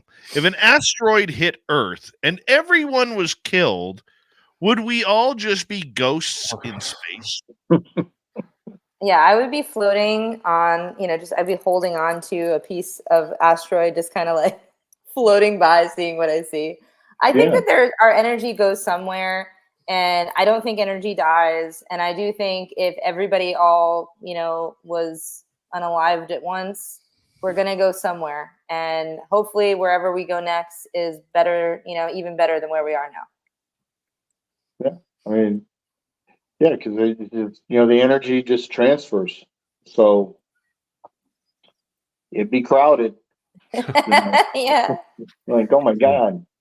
In the eye of the beholder for me. Yeah, then you say, hey, why didn't you ever call me, man? Running to someone up there. You didn't call me back, or where's that money you owe me? Things like that. Love it. Love it. Okay, let's get to another audience question. Let's go back to Dizzy here. Have you ever encountered disembodied hand hauntings? I hear stories about them often. Hella creepy. I have not encountered a hand haunting, but I have heard of people seeing either like a head or just a torso or just a body part. And I think what that could be is actually residual energy. Maybe some part of that person is imprinted in that location, and you're seeing almost kind of like a partial recording. There's this paranormal theory called the stone tape theory. And what a lot of people sort of theorize is that in certain conditions, right, if you're in an old house with really good porous wood, the solid wood floors, the solid wood roof, none of that, Chinese drywall crap, that those good materials can hold onto energy somehow and they absorb it. And you might be witnessing a part or piece, maybe of whatever person imprinted on that location. Yeah, I've seen legs, and then of course we call it that head apparition, just the head. And that's back when we used film camera. We call it a head apparition. And the face shape and the hairline matched grandpa from a picture that the family had. But I've also seen legs. I've never seen a full or hands. I've seen legs and things like that. You look over, you see a set of legs, and I went over there, and none was there. None attached to it. I have not. Where I saw them. in our 115-year-old barn that we investigate at the museum where I do my tour, we get ghost horses, Yes. Ooh. ghost Clydesdales. We've got a photo of a horse sticking its head out of a stall, Mhm. which was awesome. And then the idiots at the museum went and put a jail cell right in that stall where the horse was sticking its head out, which Oh. still pisses me off. But last year during our tours, I actually saw a shadow of a horse tail waving in the wind. Hmm. You know how they shake their tail to keep flies away? And then we had another horse head that was so big that, I mean, I don't think it was like the biggest Clydesdale head I've ever seen. But it was in a dark shadow. It was amazing. Wow. That's so Yeah. cool. Mhm. Yeah, 'cause I did a ranch once where one of the complaints, I guess, one of the concerns, they would hear hooves like running in the back where the horses would come in at night. They didn't keep them pastured. Huh. So they heard the horses' hooves running in the little sand circle they had for training. And then we had a guy once, I said, and it was weird because he goes, I just saw a Labradoodle, a shadow walking down the hall. And I'm like, really? Because that's kind of a new dog, you know. Sure, when a shepherd, no, it's a Labradoodle. I'm like, oh, well, okay. And he saw a full apparition of it turning the corner. Huh. One of the Uh, coolest EVPs I ever got was didn't mean to get it, but I was minding my business and walking down like an old pioneer town by myself, and I walked by the old butcher shop, and I had my audio recorder going. I'm just blabbing along, and then I get home and I review my audio recorder, and I have ghost pigs making pig oh, sounds. Whoa. Yeah, that was kind of neat. That's very cool. Yeah. that's cool. I've always liked because we had a ranch when I was a kid, and we had a ranch next to us was pig farmers, and they did a lot of slaughtering. So I've always wanted to go back there, but now it's all built up with houses, you know. But I was wondering, you know, I go, well, maybe one time I'll go by there and hear it because that's a unique sound. You can't mistake that when they're slaughtered Nope. or a screamer. Gina, what is your most favorite haunted location in Florida? In Florida, that is a tough one. I am going to have to say, I would say my favorite location. I'm going to go with, we're actually going to be there this Saturday, but the King Cromartie House in Fort Lauderdale. It's part of the History Fort Lauderdale property. It was actually recently featured on that show Fright Club with the Ghost Brothers and Jack Osbourne. It was on season 1. I forget which episode, if it was 3 or 4, but basically it's a super haunted house. There's been it's the house was moved from its original location to the museum property to be preserved, and it was in the hands of some prominent people in South Florida, people that were, you know, basically building up our city. And, you know, there was, you know, various scarlet fever, yellow fever, all kinds of stuff going through this house. And, you know, there were some deaths in the house. Now it is, I would say, one of the most haunted that I've ever investigated. And I would say the most consistently, you know, we get crazy activity in this house, but it's not negative. It's, you know, usually you're getting, you know, female or children spirits. There's a little girl that likes to interact with us. And I would just want to, this little story, it's super cute. We were investigating the first week of December, and we had this lady with us. Her name's Ellie. Shout out, Ellie, if you're listening. And she was so sweet. She wanted to sing Christmas carols because we were coming up on Christmas. And she said, let's sing. Maybe the ghosts will enjoy it. And we had a flashlight and a little bear. So the bear has a REM pod in it and will alert if anything touches it. It'll just kind of beep and little rainbow colors will come up. So I have the bear on the child's bed. We put a little flashlight and we just untwisted the cap just enough so it's barely touching the battery. And we started singing Twinkle Twinkle Little Star, and then we sang Jingle Bells, and the light was going on and off to the beat of the song. Oh, cool. And then we got at the end, we said, did you like it? Turn on the flashlight, and the flashlight would turn on. Do you want us to sing another one? And then it would turn back on. And it's just a wholesome thing. It's just, it's good energy, good vibes, and we've gotten some incredible, incredible experiences. And I just want to say, if anybody ever is in South Florida and you want to visit the King Cromartie house, you can take a tour during the day with our buddy Dan, who's the caretaker. And if you want to do a paranormal experience with our team, we do them quarterly. But it is an amazing time. So that's my favorite location. Yeah. All right, let's get back to an audience question here. And let's go over to Major Lee in the UK. Good morning, Major Lee. Analog or digital for EVP? Tim, let's start with you. Digital. Reason, I like digital because you can share it for one thing. It's a lot easier. Because when I started, we had tape recorders, and to share the evidence was a nightmare. So with digital, we get a lot more. I'm kind of spoiled. I use the DR60. I have a few of them, and I just love my DR60s. We use Sony's too, but I've always had better luck with digitals because I've always wanted to go back to places that I'd done, 20 years ago when I had done my tape recorders and see if the digitals seem to get better evidence than a tape recorder. Gina, how about you? I also use the same recorder as Tim. I use a DR60, and we get consistent results with them. I also want to say, though, personally, I've tried many different recorders, and that is the one that works for me. It's also kind of pricey, but I've gotten some insane EVPs captured, believe it or not, on my iPhone. So iPhones have a really sensitive recorder in them, and there's a native app that's built in for voice memos. So like if you want to leave yourself a grocery list, or if you want to record a lecture or whatever.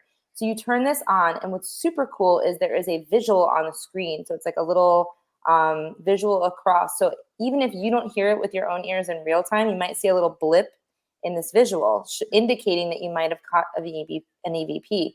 But I have just, while filming, I'm always the one rolling on the investigation. I'm filming everything always.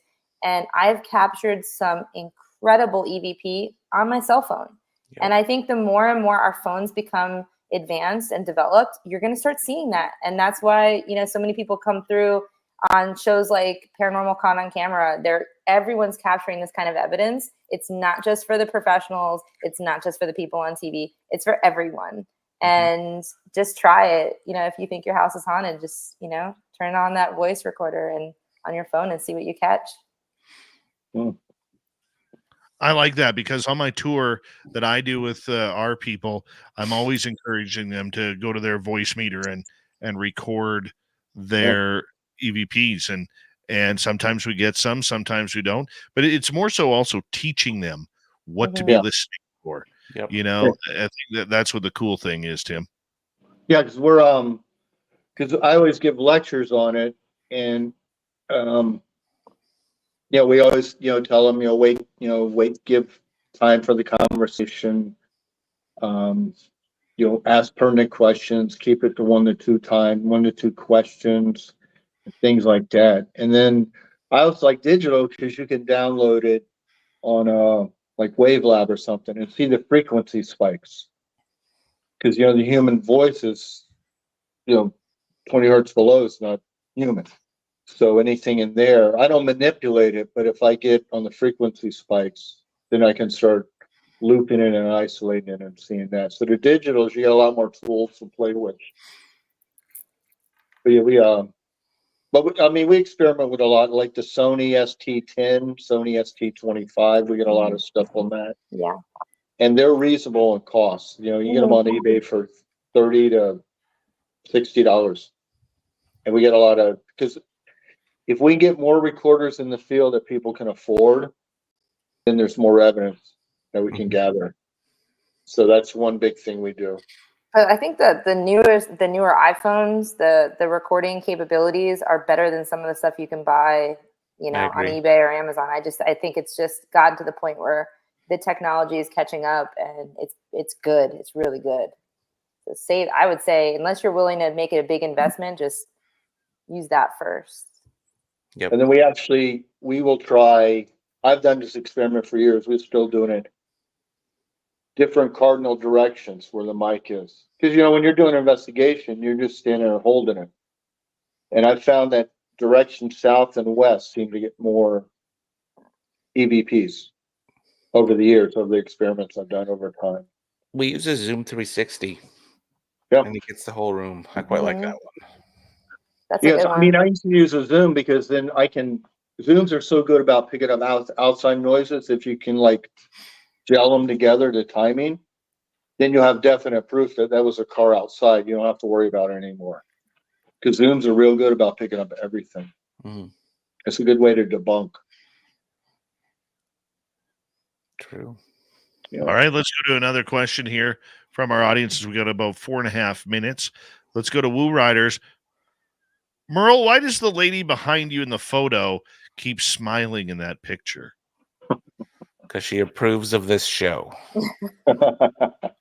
Final question for our audience tonight from the Doug Shelby. Hey, Merle, do you still have that creepy demonic doll? I do. She's actually on the floor right beside me. Next show, I'll have her out for you, Doug. I wouldn't call her demonic. I would call her creepy as heck. And I have 3 of them now. They've multiplied. Ooh. I have a spinster doll. And it says whoever has owned this doll becomes a spinster, obviously female. So it's an old French boudoir doll. Oh. So it's cool. Very cool. Very But yes, nice. Doug, I will have them out for you next month. Beautiful. Beautiful. We appreciate that. As we start to wrap things up here, so we've got about 3.5 minutes to go here. Gina, what is your ultimate goal for the paranormal? So my goal has always been the same. I just would like to research this field and find the answers that I can and provide evidence and just show my perspective of it, because I think that the paranormal is one of those things. It's like one of the last frontiers that we just don't understand. We don't understand what's, out in outer space. We don't understand what's in our oceans. We don't understand what happens when we die. And I think that it is a viable source of information that, now you see more and more scientists, more and more people getting involved, more and more, credible people, taking a look into these things, because there's just too much evidence out there to disprove it at this point. And I think that the more and more we dig, we're going to find answers. Maybe it won't be in my lifetime, but I think that it's important for us all, as investigators, to push the field forward and really do our best to, put out honest evidence. It's not all about the likes. It's not all about the views. It's not all about the subscribers. It should be about really doing it because you care and doing it because you're curious and you want answers. So that's my goal. Well said. Tim, your thoughts? What's your goals? Well, I always try to have the main goal that when I teach someone or work with someone, that we have an honest and transparent investigation, because that can only help the field. There's too many skeptics out there, and if you're faking it. And we do a lot of experiments because we want to move the field forward. We do experiments. We're going to start doing experiments on frequencies, on how the equipment reacts and things like that, because in the long run, everybody has that question, what happens when we die? And if we can push that forward to get some answers, or what's waiting for you, then that can only benefit everybody, I think. I agree. And Merle, the final word goes to you as we got about a minute to go. Another great show of paranormal action here on Spaced Out Radio with our main man, Merle, from the Paranormal Road Trippers out of Vancouver, British Columbia. What is your schedule coming up here, buddy? Oh, God. I'm going to Oregon in April. I'm going to see you in Reno, Dave, in May. Then I'm going to go down to Virginia City for 5 nights. Then we're off to Spokane. Then we have a bunch of investigations in the interior of British Columbia. I'm going to go up and see Dave and help him at his tour as well. And we look forward to my man. Thank you very much. From Afterlife All-Stars Paranormal Team, Gina Black, Tim Arnwine, welcome. And thank you for sharing your stories and your investigations with Spaced Out Radio tonight. Very much appreciate both of you. Thank you for having us. Much. Thank you. It's been fun. Yeah, it was a lot of fun tonight. Coming up next on Spaced Out Radio, we got Steve Stockton from Among the Missing. And then stretching out and warming up in the bullpen right now, Courtney Marcassani and the UFO Report. A busy third hour coming up in Radioland with us tonight. Stay tuned. We'll be back for hour number 3 next. You're listening to Spaced Out Radio with your host, Dave Scott.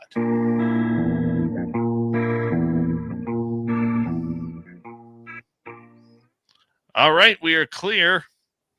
There Thank we you go. so much for having us. That was fun. I'll give you a few claps, guys. That was fun. That actually flew by. That Yeah. flew by. Yeah. What do you think of Stone Cold Steve Merleston? I think that's the best so far. I like that and The Undertaker because those were wrestlers when I was watching WWF and WWE, whatever it was called at the time, the 90s. Those are the ones I followed. That's my era. Yeah, that's my era too. All right, guys. Well, I will let you you. all go. I will let you all go. And thank you for a great show tonight, everybody. Thank you so much for having us. Take care, guys. Thank you. See you later, guys. Ciao. All right. There they go. That was a good night. Good night of radio. Courtney is in the hot seat. Her hair is pulled back, so you know she means business. We'll be right back, guys.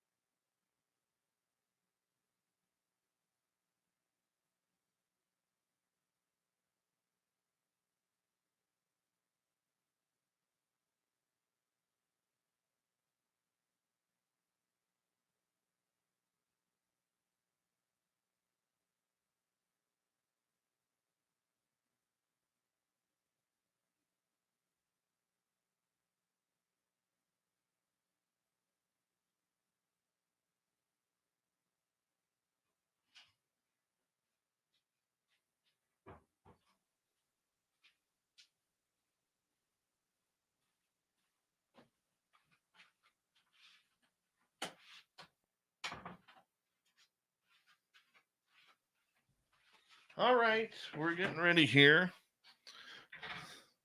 Thank you for tuning us all in.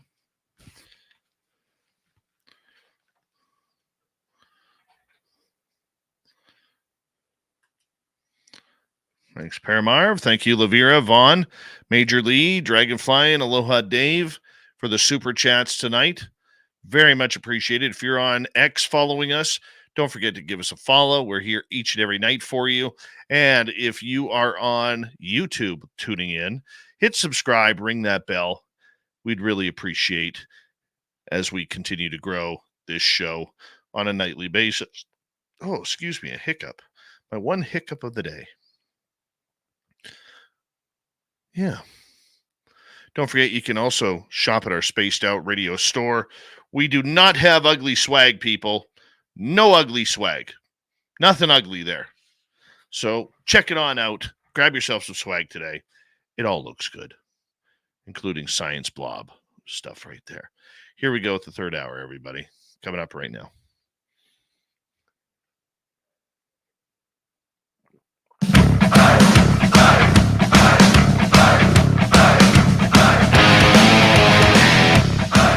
Here we go with the third and final hour of Spaced Out Radio tonight. My name is Dave Scott. Always appreciate earning your listening ears wherever you are on this beautiful planet we call Earth. Want to remind all of you that, you know what? Actually, I'll just start off by saying thank you. Thank you to everybody listening in on our terrestrial affiliates around North America, digitally on Odyssey Radio, TalkStream Live, and KPNL. All of our archives are free. Join us at youtube.com/spaced out radio. Do old Davey the favor, hit that subscribe button. Our website, spacedoutradio.com. We have a plethora of features for you. Rock out to Bumblefoot, read the news wire, check out our swag as well.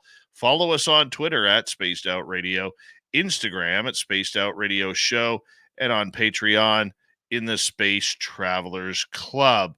Here we go. It is that time of the night where we say hello to Steve Stockton from Among the Missing and another spooky story. Hello, friends.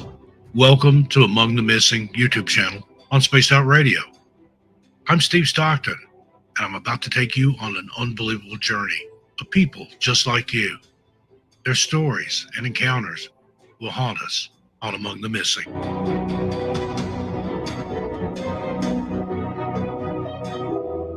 Hell's Hole Cave looks deceivingly like a crack in the rim of White Rock Canyon, but actually it extends down several hundred feet to an opening that leads to a large underground cave.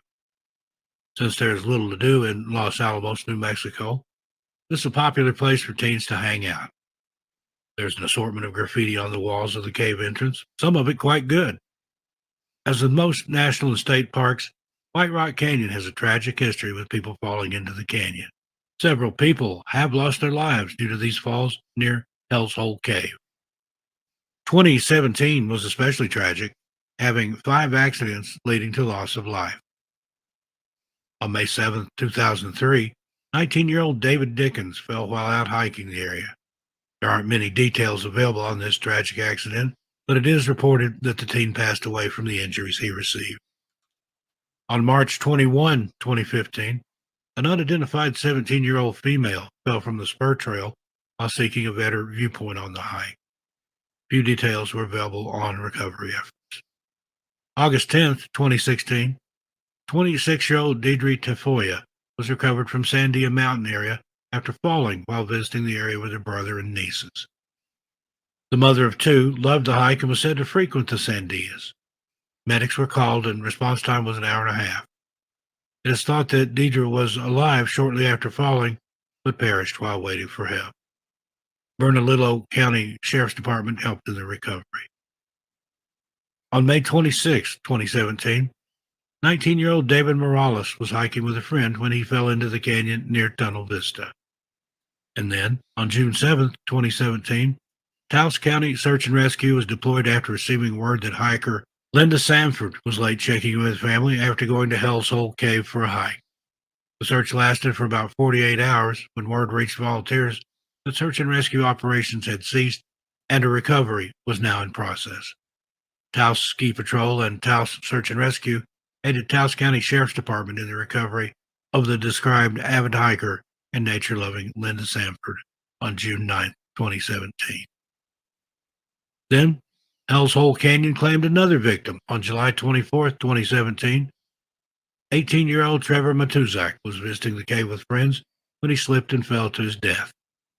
It was after this accident that the Los Alamos Parks and Recreation Board voted on installing a gate over the entrance where the teen fell from. The entrance opens up to a small ledge that has small round rocks that make solid footing almost impossible, with the ledge hanging over a 400-foot-plus drop-off. Matuzak's parents attended the meeting and made some suggestions for safety as well. Trevor Matuzak was remembered as a young man that loved the great outdoors. And thank you to Steve Stockton from Among the Missing for kicking in on another great story here on Spaced Out Radio. If you want more, just go to spacedoutradio.com and actually go to youtube.com/Among the Missing, and you can check it out right there. Make sure you hit subscribe and ring that bell. From the missing to the mysterious, it's UFO report time. Here's Courtney Marcassani. That is an interplanetary flying space saucer.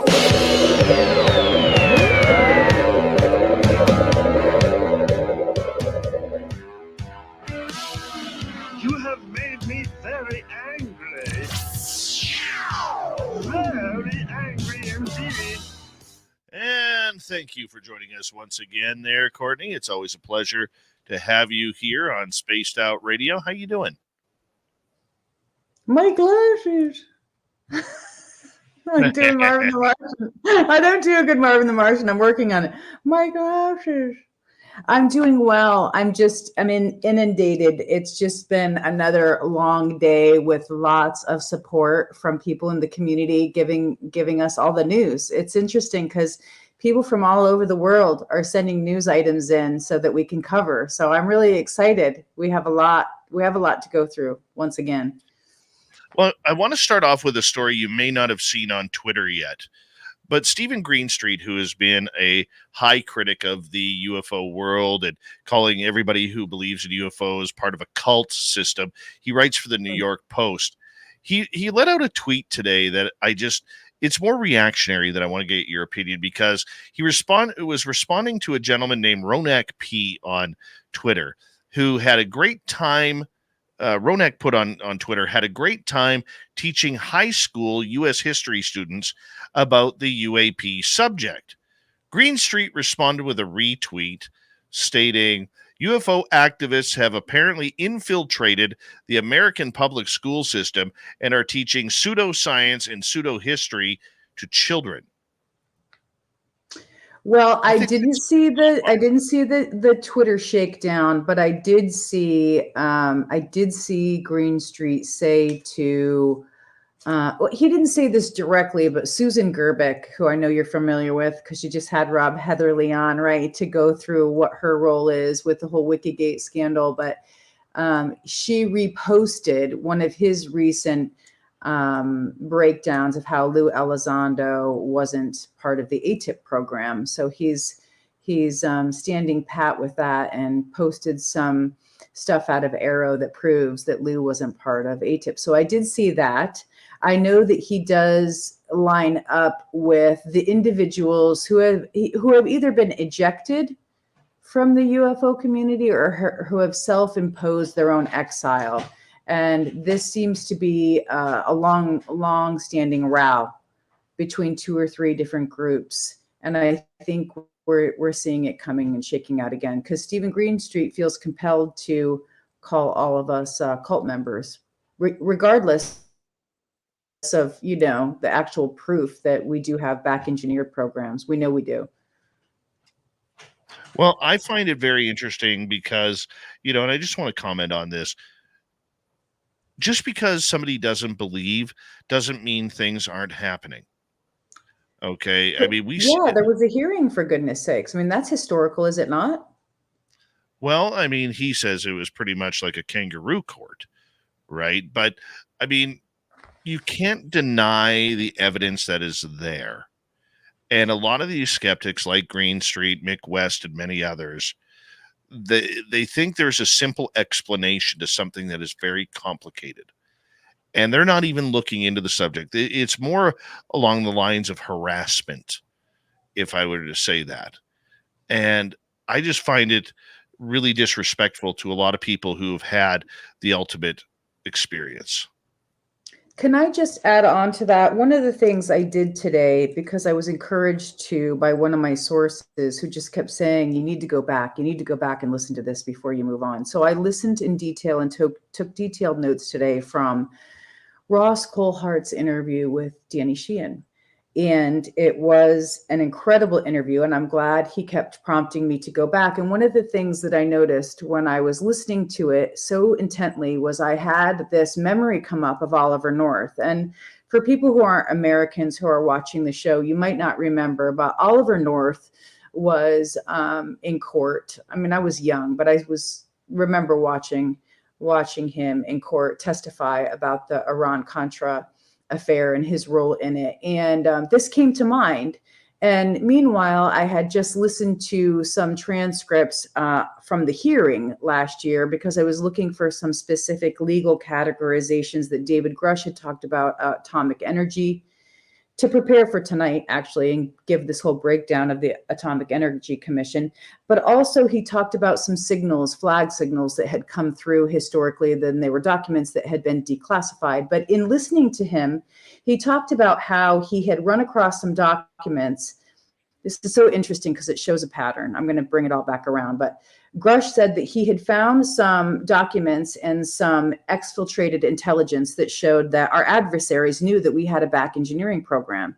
So he went to one of these people in this investigation for the UAP task force and said, hey, I need this information. And they said, yeah, sure. We're going to get you in the vault so you can look at the documents. And then all of a sudden, all of his access was ripped away. Now, Danny Sheehan has just testified with Ross saying that he also got to have access way back when during the Carter administration, and he actually saw images of a UFO. Not only that, he saw the symbols that are on the craft, right? And now we're hearing that he's, having to go under an NDA and might possibly be in a defamation suit if Sean Kilpatrick brings that up against him. And I'm sensing a pattern. I'm sensing a pattern in all this over and over and over again, and the whole Oliver North thing came to mind because I think that's what's playing out right now. And somebody's going to take the fall for this, like Oliver North did, lying and hiding documents and shredding things, just like the past, to cover up the UFO issue. And I think we're getting close to that. After listening to Danny Sheehan talk about his NDA and listening to David Grush again and refamiliarizing myself with how he got into some of these compartmentalized programs, it's history repeating itself. So we need to know our history, to your point. We need to know our history. Otherwise, this is all going to get shoved under the rug once again. And I don't care that they call us cult members. There is a clear pattern of evidence and fact patterns. Well, what are those patterns that you're noticing? Because Sheehan has been known a lot of times to open his mouth, say something very, very controversial, and then pull back a little bit, almost like a little hit and run on a car accident. And it's very interesting to watch the way he does it. Here's what I want to share, because I watched Danny Sheehan go on with James Yandoli. It was probably like 6 months ago. And James Yandoli was pushing the envelope saying, I know that you know more about documents and the Jesuits. And Danny just shut down. He's like, I can't talk about that. But on Ross Coulthart's program, he did talk about the Jesuit connection. And he talked about being able to see the craft in these classified Project Blue Book files. He took the symbols, he traced the symbols, he put them into a yellow legal pad. He even got frisked on his way out and they didn't see the symbols. And so he was able to abscond actually with his yellow legal pad. But he gave all of that documentation to the Jesuits. It didn't go into the Carter administration UFO public report. It went in under the rug. So I did see some new information and new developments from Danny Sheehan in that interview. And I think the reason why is because Sean Kilpatrick is essentially saying he didn't have any firsthand witnesses. And Danny Sheehan is a firsthand witness to classified Project Blue Book files, not only being there in the Madison building and seeing them, but also writing down all the symbols and everything and bringing them out of the Madison building with him. And so that's the pattern. That's the repetitive pattern, and seeing it all being covered up, whether it was passed off to somebody who wasn't getting that information to put it in the file, or it was conveniently left out. It's all running over and over and over again. And here we are again to present day, the same kind of things happening with David Grush. It's the exact same pattern. That's interesting that you were able to point that out. I mean, do we see it at a point where we are going to, see Danny Sheehan actually open up and maybe press the law a little bit on what he actually knows?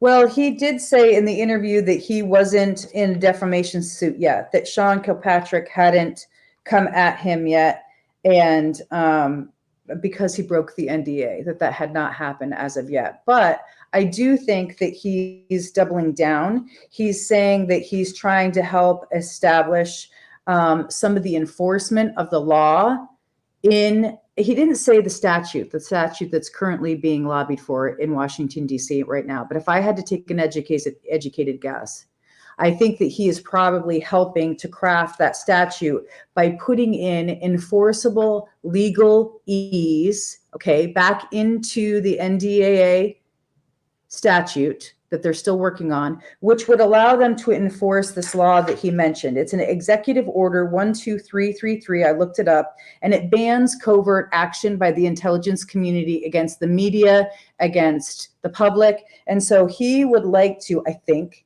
this is what I'm getting from his interview, that he would like to put in powers essentially in this statute to be able to forbid or use the law in an enforceable way to go against the intelligence community that are using covert action against media, against individuals, because it's illegal what they're doing with the cover up.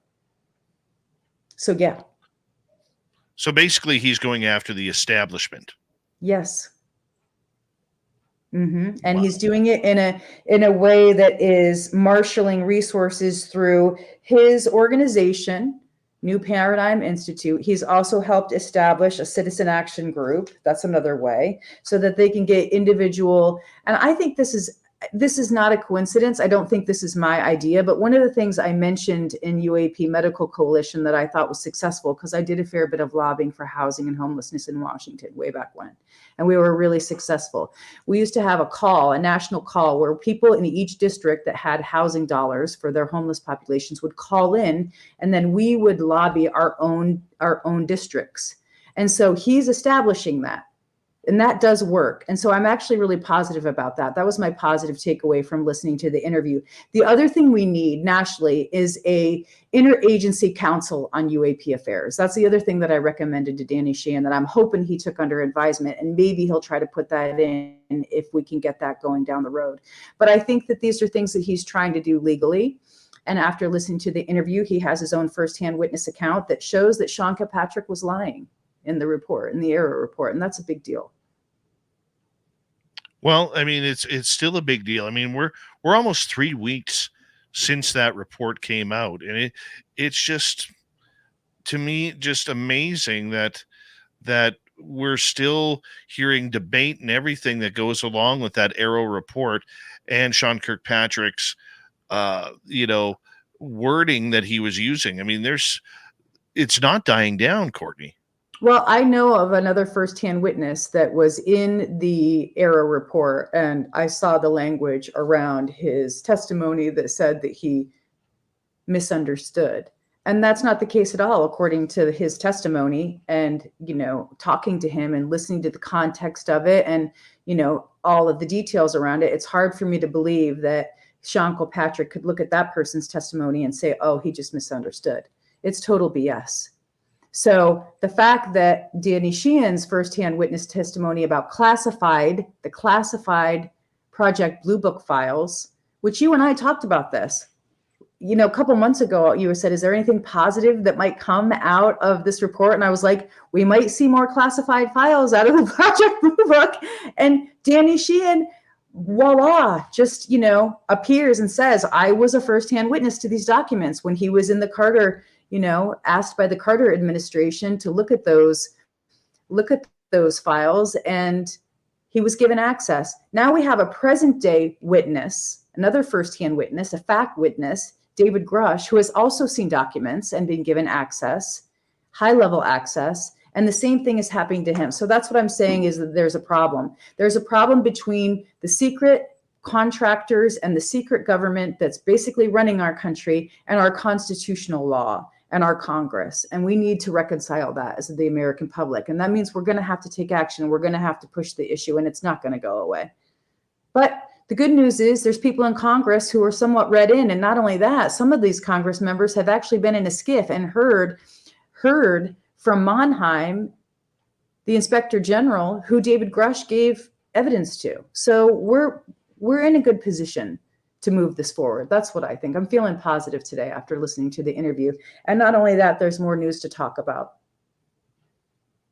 Well, you know what? There is a lot of news going on. Let's move on to another topic here, because, going on, if anybody ever wants to find out the entire news run, all you got to do is really search X, Twitter, whatever you want to call it, to see what's going on. Ross Coulthart has been back on News Nation, basically saying there is apparently a new UAP select committee that is going to be coming out that will potentially have the power to issue subpoenas to Arrow, to the Department of Defense, to private companies. And that would be a real coup attempt by the UFO disclosure people who are pro for it, by getting that passed through. Do you see that happening? The select committee is what just came up, and that was talked about last fall, that there was going to be a select committee, and it was just signed. And so the Speaker of the House essentially would need to approve it. And I want to know who's calling me a liar. Put it in the chat. Well, that's you want to call me a liar on the show? Then go ahead and tell me what you're calling me a liar about, because I don't lie. No, and that's what I want to know, Dave. I want to know what their issue is, and I want to know why they're calling me a liar. Because not only do I usually go and get 2 and 3 sources and vet those sources individually, I also try to go to other sources and vet that information before I bring it on Spaced Out Radio. So I want to know what you're actually saying. Well, right now. A lot of people out there, and I posted the question, who's your firsthand witness? A lot of people who get their emotions fired up, much like Lee has in our chat room, they don't understand what the meaning of sources is. If Courtney gives up her sources in order to do that, the information stops. It stops immediately. And believe it or not, It's already partially stopped because I shared information that I wasn't supposed to. And so for the listeners and for the audience and for the public. And so when you call me a liar, you better put your facts into what you're calling me a liar about.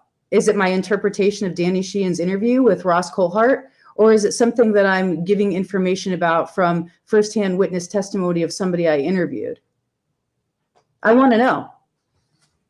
That's important. It comes down to proof, right? And what a lot of people don't seem to understand is doors shut for us. We're trying to bring the information out to the public. And when we bring out too much information or say things that we shouldn't, what happens is those doors close. Oh, so he's saying my firsthand witness is a liar, or I'm lying about it for having a firsthand witness. Which one? The witness is a liar, or I'm a liar that I have a firsthand witness? Well, we're going to find out here because make your point, and I would like to hear why I'm supposedly being called a liar. Because when we have people that come on and just throw out mud and mudsling, I want to know back it up. And on that note, we'll take a break here on a highly contested UFO report with the amazing Courtney Marcassani here on Spaced Out Radio. Spaced Out Radio, and your host, Dave Scott. We will be right back.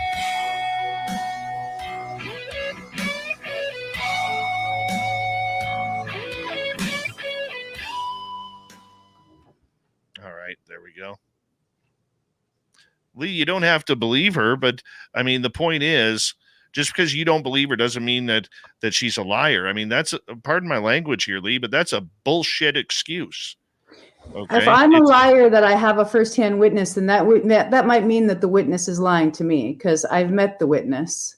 And so if you're saying the witness is lying to me, then I'd like to know why you think that. You're calling actually me a liar. So what am I actually lying about? I'm going to let Lee respond to that, and I'll post it. Yeah. Yeah. I will rate. The Doug Shelby, actually, Lee earlier on in the chat did call her a liar.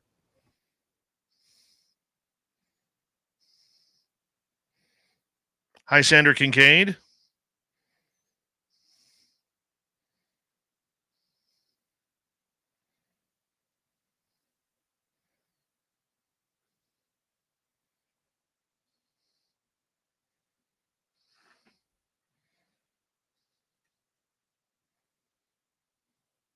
Just going to take Courtney out for a second until she comes back.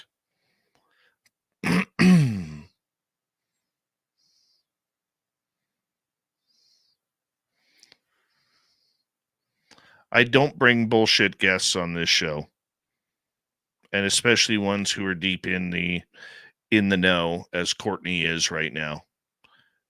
Courtney is probably one of the most credible people reporting on this right now. Guys, I'll let you in on something here, okay? All right.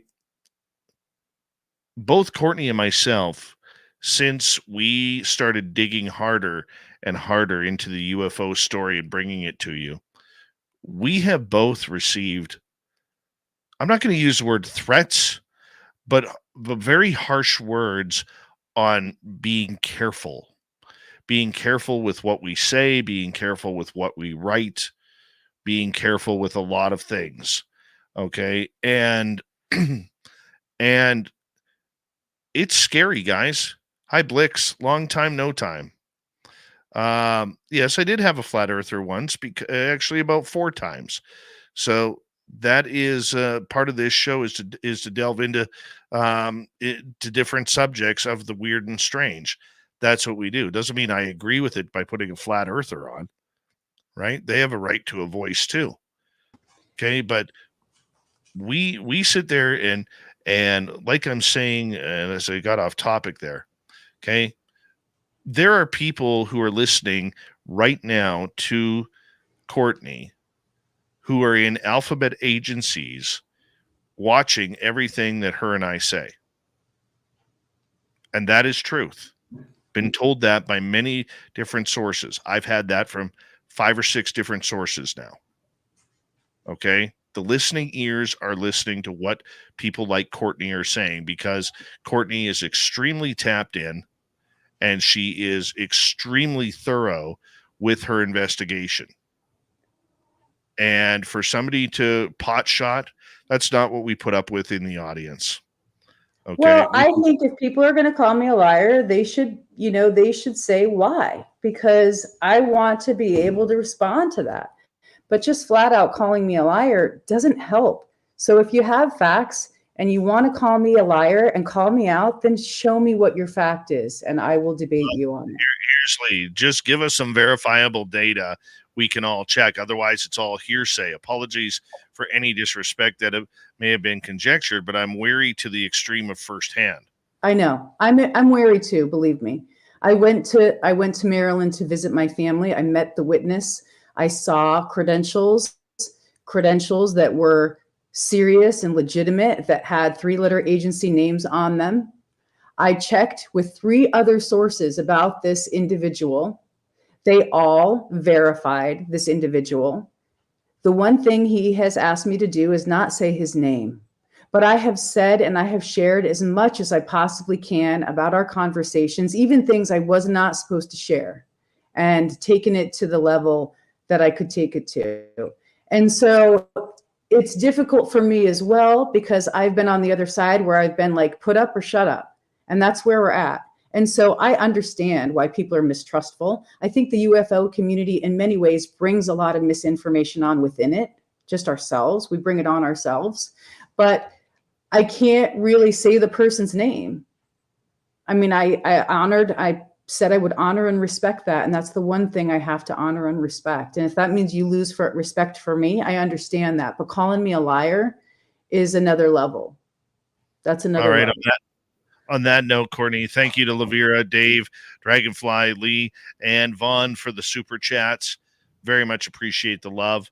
And here we go with the final half hour, everybody.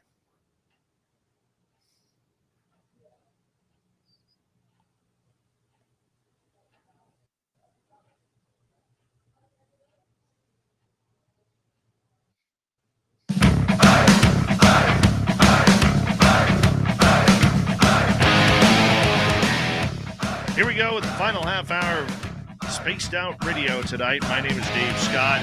Very much appreciate you tuning us on in. Reminder to all of you that if you missed most of this show or others, you can check out our free archives by going to youtube.com/Spaced Out Radio. Do old Davey the favor.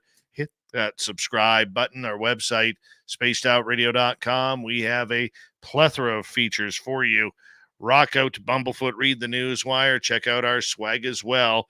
Follow us on Twitter at Spaced Out Radio, Instagram at Spaced Out Radio Show, and on Patreon in the Space Travelers Club. Now for our radio audience, wondering what the hell is going on around here. No control by the host of what's going on, as Courtney literally dropped the gloves with one of our listeners over sources. And I just want to get to this for our radio audience. And we talked about it during the break here.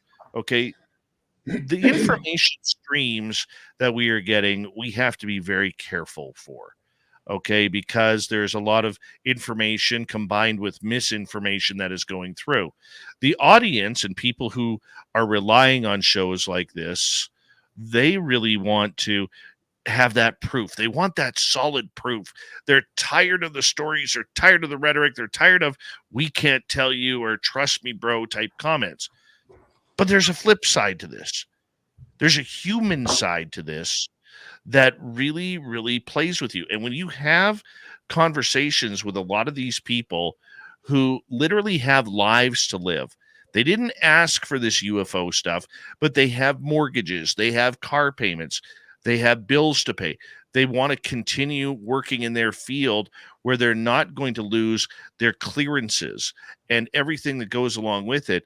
They have a hard time trying to get that message out.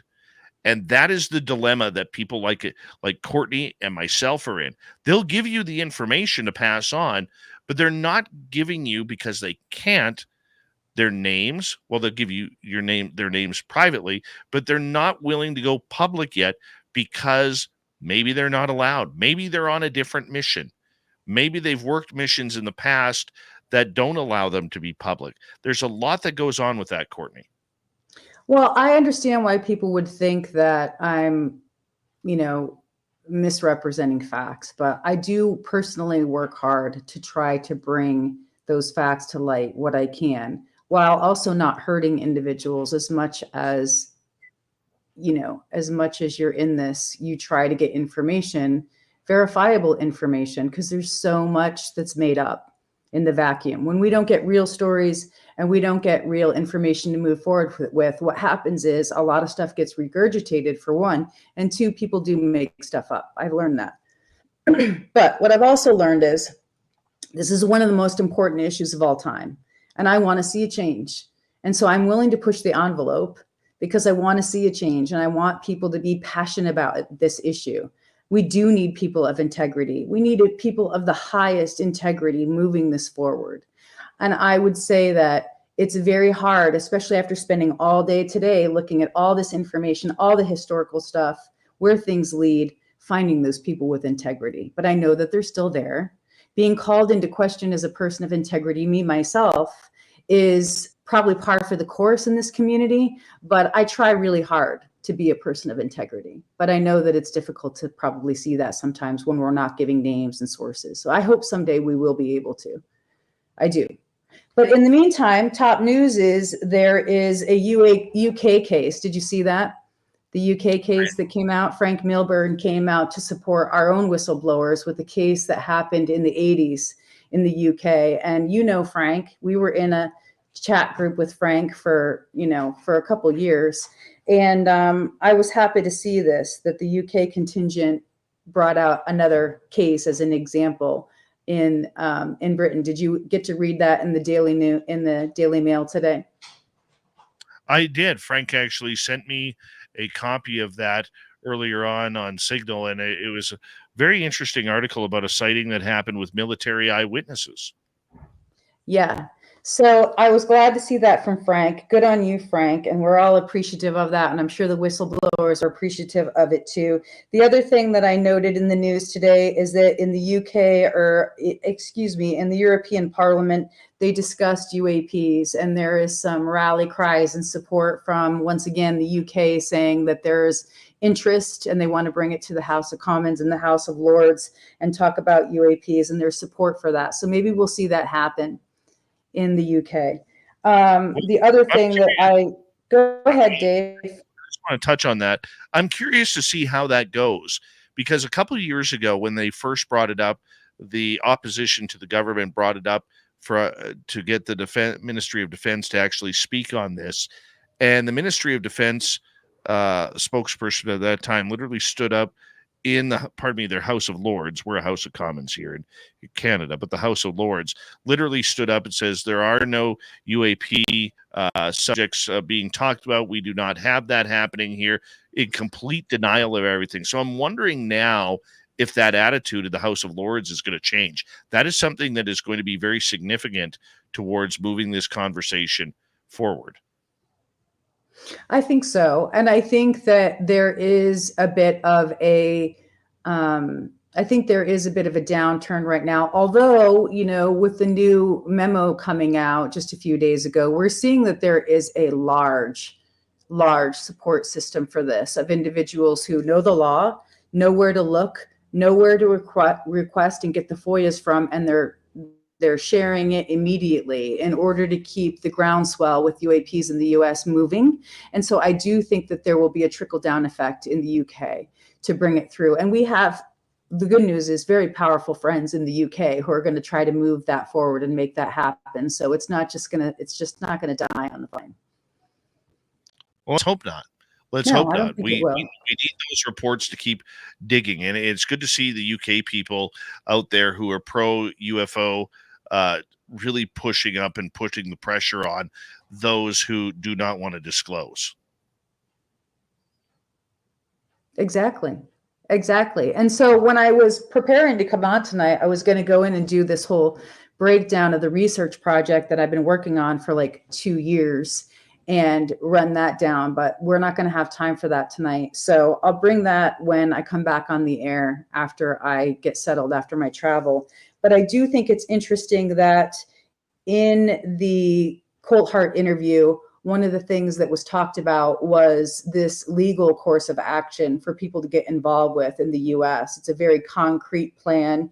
They want to try to build in this enforceability into this, I believe, statute. I'm going to, double check on that and follow up on it and make sure that Danny is involved with the statute and bringing that back into the NDAA discussion. But we'll see. We'll see. It could be something else. I don't know. But I think the statute is all they have really going legally right now. Richard Dolan actually came on his Zoom call the other day, the famed UFO researcher, talking about black triangles. Did you get a chance to view that? No, I haven't. I haven't even had a chance to go and watch Rob Heatherly's interview with you from last night, which I really also want to get to, because I've heard some scuttlebutt about what's shaking down in his community and his group. And I wanted to see if he gave any Easter eggs in your interview last night. So I haven't had a chance to even get to that. Well, let me just fill in the audience about this. We'll take it first step with Richard Dolan, since I brought that up. He is very much believing that a lot of these black triangles that people are seeing can actually jump and travel through time faster than light travel has casualty implications for humans. This is why he believes that maybe these craft aren't human. So, but we'll get into that at another time. But last night, if you missed the show with Rob Heatherly, where we were talking about Wikigate and this group of what they call guerrilla skeptics that are literally ruining the platforms on Wikipedia for anybody who has anything to do with UFOs, paranormal, supernatural, cryptids, religion, anything to do with the sort. They have become almost as strong as like a police force that is getting rid of anything that is pseudoscience. And example, Ross Coulthard, who's a multi-award winning journalist in Australia, they have eliminated all of his awards off of his profile and only put this one spoof award on there for believing and reporting on UFOs. And it's one of those joke awards like the Razzies or something along those lines, and I think it's pretty vicious and disgusting that somebody like Lou Elizondo or David Grush can't even go in there and edit their own page because these guerrilla skeptics actually have these profiles locked down. And if they do go in and change it within 24 to 48 hours, this guerrilla skeptic group is switching everything back and then throwing more dirt on the pile. It is an amazing, amazing story. It is, and it shows that there's a coordinated, all right, I think even more importantly, like besides just the fact of how much, the largesse of what they've edited, it shows there's a coordinated effort, an orchestrated effort by somebody. And now Susan Gerbic is coming out on Twitter playing the victim card, that she's being victimized by the UFO community, and that backlash is coming back on her, and she's crying, "Oh, poor me, oh, poor me." And so, I mean, in a sense, nobody likes to be ganged up on, for one. But if you're going to come after the UFO community and the people, the researchers, the people who have spent so much time and energy in this subject area, on this topic, you better be willing to bring your science to the table and defend that. And what she's doing now is just kind of saying, "Oh, poor me, oh, poor me." And I'm just surprised that she doesn't have better teeth to fight back with, to say, "Hey, these are my facts. This is my information." What she's doing is just going into this pat response of, this person is pseudoscience. This is fake. This is fraud. Now, people in the UFO community are used to that kind of dehumanizing talk because we face that all the time in criticism, right? This whole field is fraught with, you're fake, or it's not true, or there's no evidence. And Arrow now in the new report is feeding into that. And so what it makes you do is sharpen your knives and get better. And hopefully the people in the UFO community will also rise up and get better against what these Wikigators are doing, to show that we do have evidence and it's there. I mean, I spent most of the better part of today tracking this down, and there is evidence for it. And Jim Semivan has just come out to Whitley Strieber in his last interview in Dreamland and has said that the darn Eisenhower presidential executive order was probably real, that he made, the treaty. And so we're at the cusp of breaking through something huge. We can't let the detractors like Susan Gerbic bring us down. But that's essentially what has been happening to us for 40 years. So we just have to rise up and be better. Yeah, and the way the guerrilla skeptics are really attacking is they are having multiple profiles on Twitter and elsewhere. And where Rob Heatherly was able to find some patterns going in was that he was able to recognize the writing styles of a couple of them. Yeah. Yeah, and I think that's what happens. It's like giveaways where people will use, even when you're working with people who are like sources or people who are trying to find your sources, one of the ways that you can tell, that I've been able to discern anyway, is they use the same language patterns, or you'll give some information and it comes back to you a certain way that you know that somebody's using it in the circle. And so it is a pain in the butt. And I appreciate Rob's months and months long investigation into this. I think it's really brought new revelations about how thick the dissension is and how much we have to cut through it with our knives and with our swords of, discernment. Use the sword of discernment to cut through a lot of that. And I think most of us are doing that. The fact that Danny Sheehan came out as a firsthand witness to classified Project Blue Book files in the Carter administration, that is another groundbreaking thing that we have to move forward with legally. And so I'm really happy to hear that. And I am glad I went back and reanalyzed and listened to the whole interview. It was worth taking the time. I agree on that. And, there's so much moving forward and dissension in the ranks right now with everything. Are we going to see more of this happening over the next few months as we are almost in a positioning until the next alleged hearings? Yeah. Yeah. I mean, we're waiting for Lou Elizondo's documentary to come out. There's going to be some amazing, from what I understand, witness testimony in that. We did ask, somebody made a comment about they're sick of sources or they're sick of us, shut up or put up kind of thing. Well, we here at Spaced Out Radio, we contacted Lou Elizondo's producer when they came out on Disclosure Tonight and said, hey, the book's coming out at such and such a time. We actually followed up to find out when that is coming out. And the producer contacted us back, said, go talk to Lou. And so then we see Lou come out into the community and make some statements publicly. And so we have done some action. We have followed up with sources. We have gone and done fact checking here on SOR. And so I do want to make that statement that we do follow up on things. We do backtrack and we do try to get the facts to share with the audience, even though it sounds like it's just more of the same. Part of the problem is we're in a holding pattern waiting for some of these big things to come out. James Fox's movie, Lou Elizondo's documentary, his book, we're waiting for these things to come out. And in the meantime, Danny Sheehan is talking about getting new hearings to bring in other people, including maybe himself, to be a witness against Sean Kilpatrick. I mean, what Danny Sheehan is saying by saying that Sean Kilpatrick lied is a huge legal issue as a former head of Arrow. That is a big, big deal legally. Do you see any type of lawsuits coming in or happening before this happens or before anything happens? Because it just seems that the way people are being attacked, the way people are getting real emotional on this subject, that it's getting personal. And it's not just the fans listening. I'm saying online, with the accusations. I actually asked Rob Heatherly that off the air yesterday, and he told me he believed that it was actually getting closer to that point where people who are being accused of things they're having enough. And well, I had actually heard in the Rob Heatherly circle that there was lawyers, that it was getting close to that. Now, I just asked that again today. Will there be lawyers in that circle of people who have had their stuff and their Wikipedia pages changed? And they said it's getting complicated, not yet. But I had heard with the Wikigate scandal that there was going to be lawyers involved and that there might be a case brought against them. I do think that there's going to be some more public outings, if I can say that, public outings of people who are in the limelight. I think that that's something we all need to pay attention to.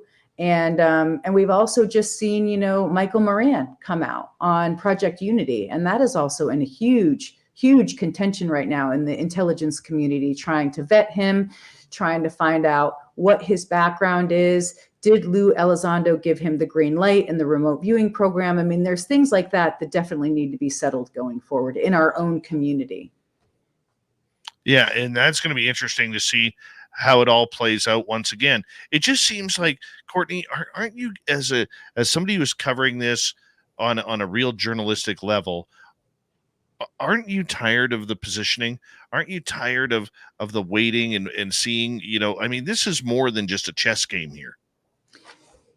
In my role, I am not a typical journalist, but I do see what we're doing as citizen journalism. And I think citizen journalism is a very important power position on the chessboard. And the reason why is because we don't have anything to lose in this position. And people think that, it's all part of this master plan. And the masters who are running this game in the US essentially are contractors. They have deep pockets. They have a lot of money to cover this up. So using citizen journalism like Spaced Out Radio is, you have to be tireless. You have to be tireless. You have to be willing to chase down every single law, every witness, every cover up part of this. And you can't get exhausted by it, which it chews people up. Not only that, for people who are experiencers, who are in this community, who are digging deep and problem solving and trying to understand what happened to them, it's virtually endless. You can go down every different rabbit hole. So I think that our position is unique here at Spaced Out Radio, because citizen journalism is a very powerful pawn to play on the board. Well, we got about 2 minutes left with you tonight, Courtney. What else can you shove on into this highly packed and energized UFO report? Well, I just want everybody to know that I'm sorry that I didn't get to present my 2-year-long research case. It is pretty remarkable, and hopefully I'll be able to bring that to SOR on another night. Some of these other things were more important, and I'm actually glad I got called a liar, because it forced me to confront which part is the lie. If I'm being perceived as a liar, that makes me go, okay, which part is actually being perceived by the audience as a lie? That I do want to know. I do want to understand that, because I want to close that loop. If there's some part of it that I'm not doing, I want to make it right. Well, you know what? There's going to be oddballs and fastballs thrown all around this field over the next little bit. You know, maybe it's the calm before the storm, or the ugliness before the bright days. I think that's kind of where we're in right now. You know, but don't, you know, for our audience out there who has an interest in this subject, all we're doing is bringing the information that we get.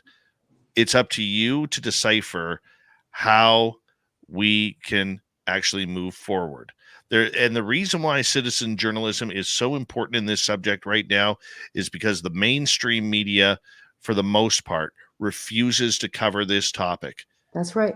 That's right. And we have to cover it, and we have to raise the integrity and raise the standards and show that we are still working on it and doing it, especially if this is one of the only places and the only outlets that people are going to get the actual stories, especially from whistleblowers who have such a protected space right now. And I want to say this.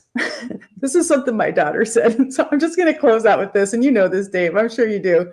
But she said, you know, my mom, she might not be the best at signing the papers and signing the forms and being at the PTA. But she said, I would take my mom in a knife fight any day of the week.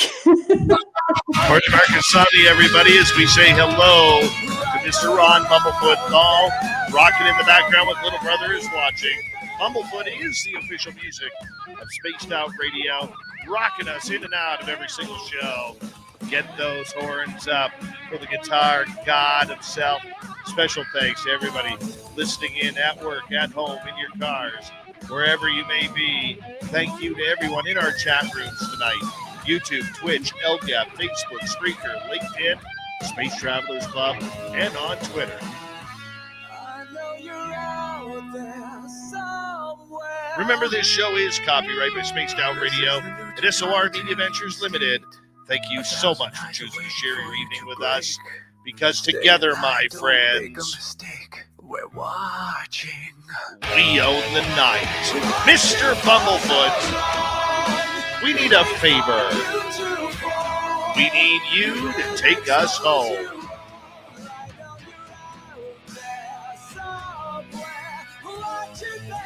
Yes, the Woo Train has docked for the night. But soon, my friends, we shall ride again. Your seats are always available. Your tickets never expire. And if you want to bring a friend, we've got room for them too. Good night.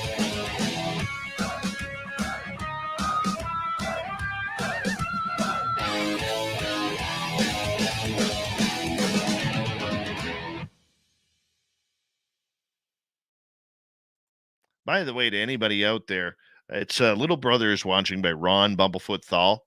If you like our theme song, head on over to Twitter and let him know that you heard it on Spaced Out Radio, or head to the video. He will comment. He always responds.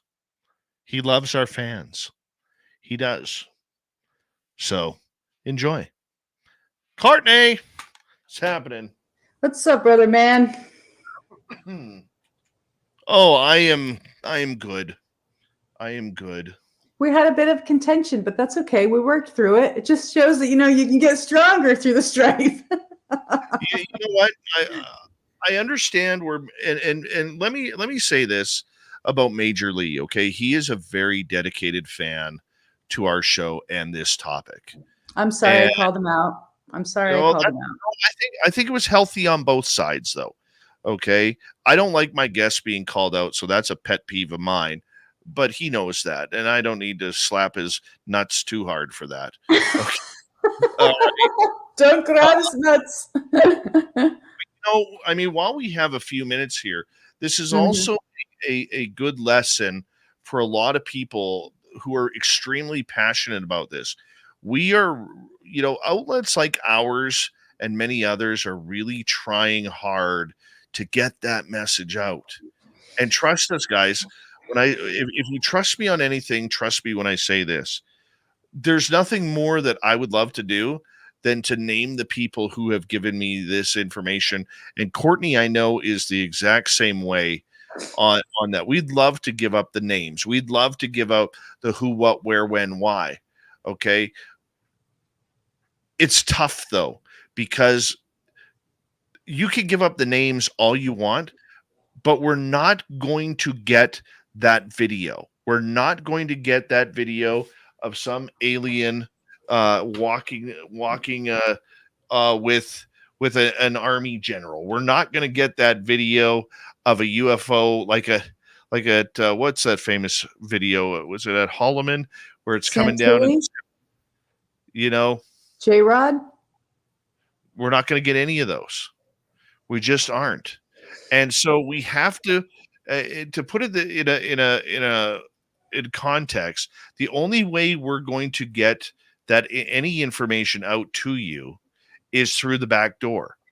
Well, Okay. remember, I was like, we're going to talk about this, and I broke it. Remember, I broke it, and then I broke the story, and then people were really upset with me because I blew it.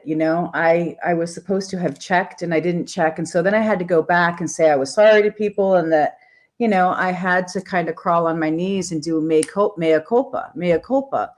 and that led to some reconciliation. And they're like, "You're okay, Courtney. You made a mistake, but we're good now." And so what I've tried to do is walk that balance between, sharing what I can and be as open as I can without shutting that door with these individuals so they don't lock me out. But that's probably going to happen at any time. Like I recognize that I'm going to get kicked out at any time, but they know I'm passionate. They know that I care, and they know I care about experiencers, and they also know I care about disclosure. And that's my number one thing.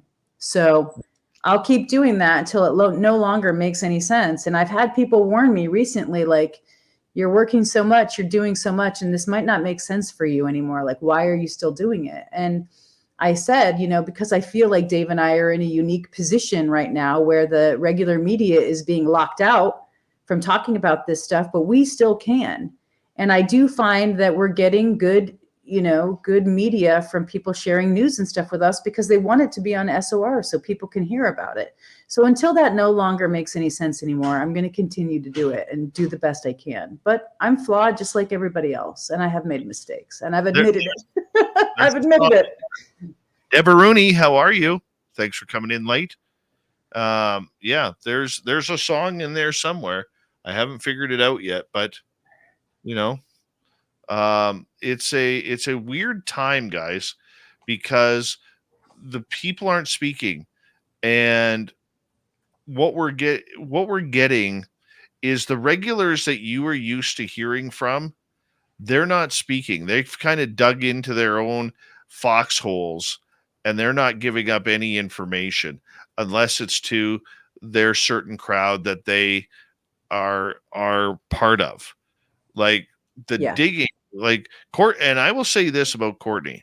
She has a very, very big shovel. She has a very big shovel. What does that mean? What does that mean?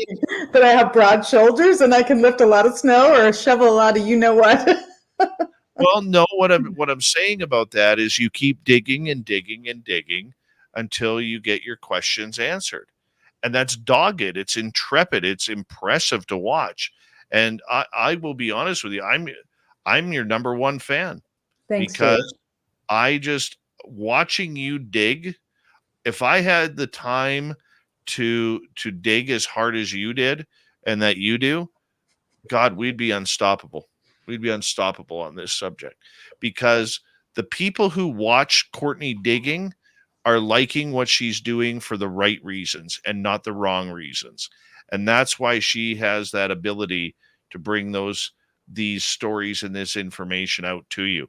Well, And I don't think people know this, but I did lobby successfully in mental health and housing and a lot of that. And I don't think people know that. They don't understand my legal background and my legal history because I'm known as mental health. But I did some legal work and got some ground moving with it. And so when I hear Danny Sheehan saying that they're setting up these national groups, which we could get on national calls and move legislation forward, I want to get behind that because that's what it's going to take to get Congress and to get this issue moved forward out of these compartmentalized special access programs. That's what it will take. That's going to be awesome when you finally do get that. Yeah, well, then, people who are working in some spaces can move over into that legislative space and help out for people to understand. I'm sorry, I'm still not used to use on the music here. It's okay. We're all good. I'm just glad that we got it sorted. Yeah. Major Lee is a good guy, but just like any one of us, every now and again, we just needed a good suplex. We have to be on the receiving end of it. So I think it's good to question and, and not go about unquestioned. And I think that's one of the things that makes some of these, national reporters and these national affiliates like ABC, NBC, and CBS, a high standard because they go and they vet all their sources. But the problem is they're not willing to cover the UFO issue. And so, we're going to get those questions. We're going to get called out like that. And that's fine. But have a basis for what you're questioning. That's all. Mm-hmm. I fully agree. All right. Thank you. I'm sorry I didn't get to my, long-term research project, but maybe another time. What we should actually do, my dear, is we should actually just do like a 3-hour show with you. Wow. Well, that would be a good time to do some of the historical stuff like we planned on doing last Friday. But I do want to bring this up. And I know there's a lower audience because we're not on the radio. But how about when we were talking about the symbols last Friday and the symbols coming up on the craft? And then Danny Sheehan also saying that he took etchings of the symbols when he was in the private Madison room in the basement. I mean, that's huge. I would agree. Now you're not here on Friday, am I correct? No, I'm heading out. I'm going to head back east and move my mom. My mom had a stroke. I think I told you that. No. And I packed up all her stuff, so I have to move all of her stuff. You did tell me that. Not a recent stroke. No, but she moved in with my sister, and I packed up all of her stuff for her. So I need to go and remove the remaining stuff, and that's my last thing. So I'm going to try to go to Washington when I'm there because I'll be on the East Coast. And I will also try to meet with the whistleblower again and see if he'll see me. He might hear this and just go, I'm done with you. Well, you know what? Just tell him that we got a bunch of people on SOR who would like his autograph. We'll get him signing autographs after the show. He could line up to the left or the right of the studio. You don't get that because you're never here at the beginning. Yeah, well, I do know that we need to keep him protected for a little while longer. I like this one. SOR t-shirt of Courtney with hockey gloves flying off and holding a giant shovel. Or a knife, like my daughter. I want my mom with me in a knife fight. She's no good at signing the forms, but I want my mom with me. She's the one you want in a knife fight. Mm-hmm. Yeah, I guess I have a reputation. Well, you know what? I'm going to tell everybody Courtney will be in Reno for our fan party.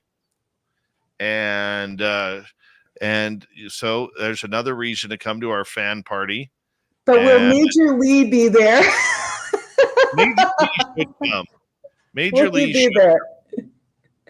Absolutely. Everyone's invited. Looking forward to it. Yeah, me too. I just hope I'm really hoping Human Carl gets better so that way he could come. Oh, me too. Yeah, because he missed out on last year. And I'd Well, love this will for be him. my first one, so it'll be my first SOR event. It'll be my third one.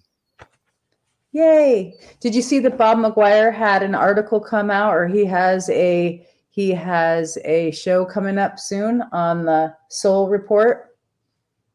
No, where? I will send it to you. It just came I know out today. Be a guest on a show here coming up. Well, maybe he'll break it down on your show as well on SOR, where he does the way where he does the Soul Report. They just put out a new report that you can download. I Twittered it, so you can find it on my Twitter. Very nice. Yeah. Okay. Well, I'm gonna head out. I will see you. Right. See you when I see you. It's just one of those see you when I see you kind of things. I'm traveling, so I'm not exactly sure when I'm going to be settled. I'm heading to Montana first. Go screw yourself, Dave. You'll see you when I see you. No, I would never say that. I would never say that, Dave. I just mean, I'll be back. I'll be back. Thanks, Arnold. I appreciate that. You're the best. You're the best. Love you, dear. Take care. Love you. See you soon. Bye-bye. Courtney Marcassani, everybody. Courtney Marcassani. Love her. Just love her. Hold on 1 second because I forgot to do something here. Do-do. Do-do-do-do-do.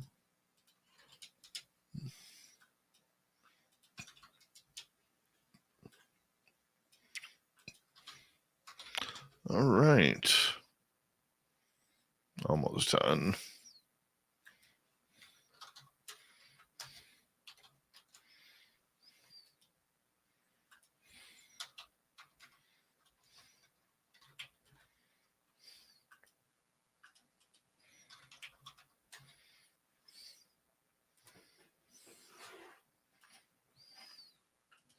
All right, there we are. I have not had any excuse me, a second hiccup today. Castle Dude, I have not had any ghostly occurrences lately. Yes, she is, Shaq. Nicole was here for a while. Don't know where she went. Just if you want to summon Nicole Sackett, you just got to go, yoo-hoo. And usually she appears. Yoo-hoo. Unless she's on the phone talking UFOs with somebody.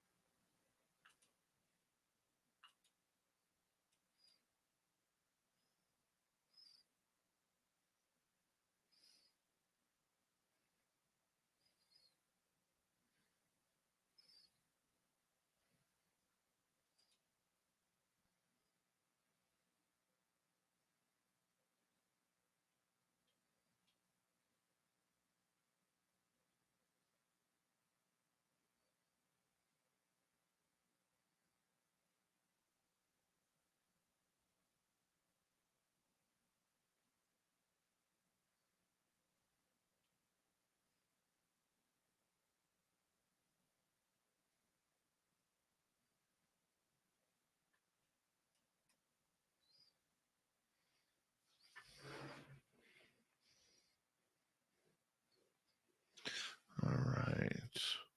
Okay, done that. Who's our guest tomorrow night? Ron Felber. Demonic possession is what we are talking about. Now, Ron has one of the top lip blades in SOR history. Yeah. Guy has a power stash of all power stashes.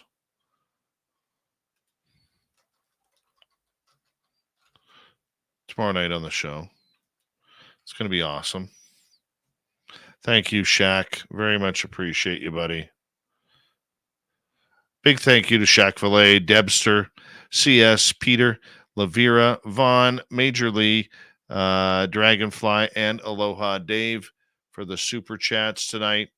I'm going to go do some editing because that's what I do. No elephants tonight because I'm tired.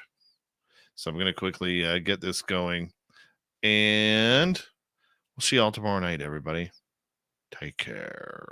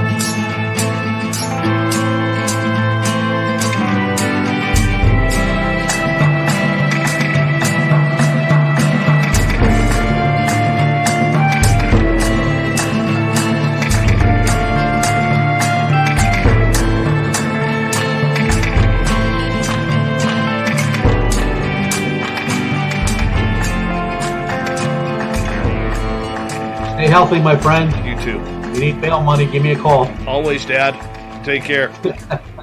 You too.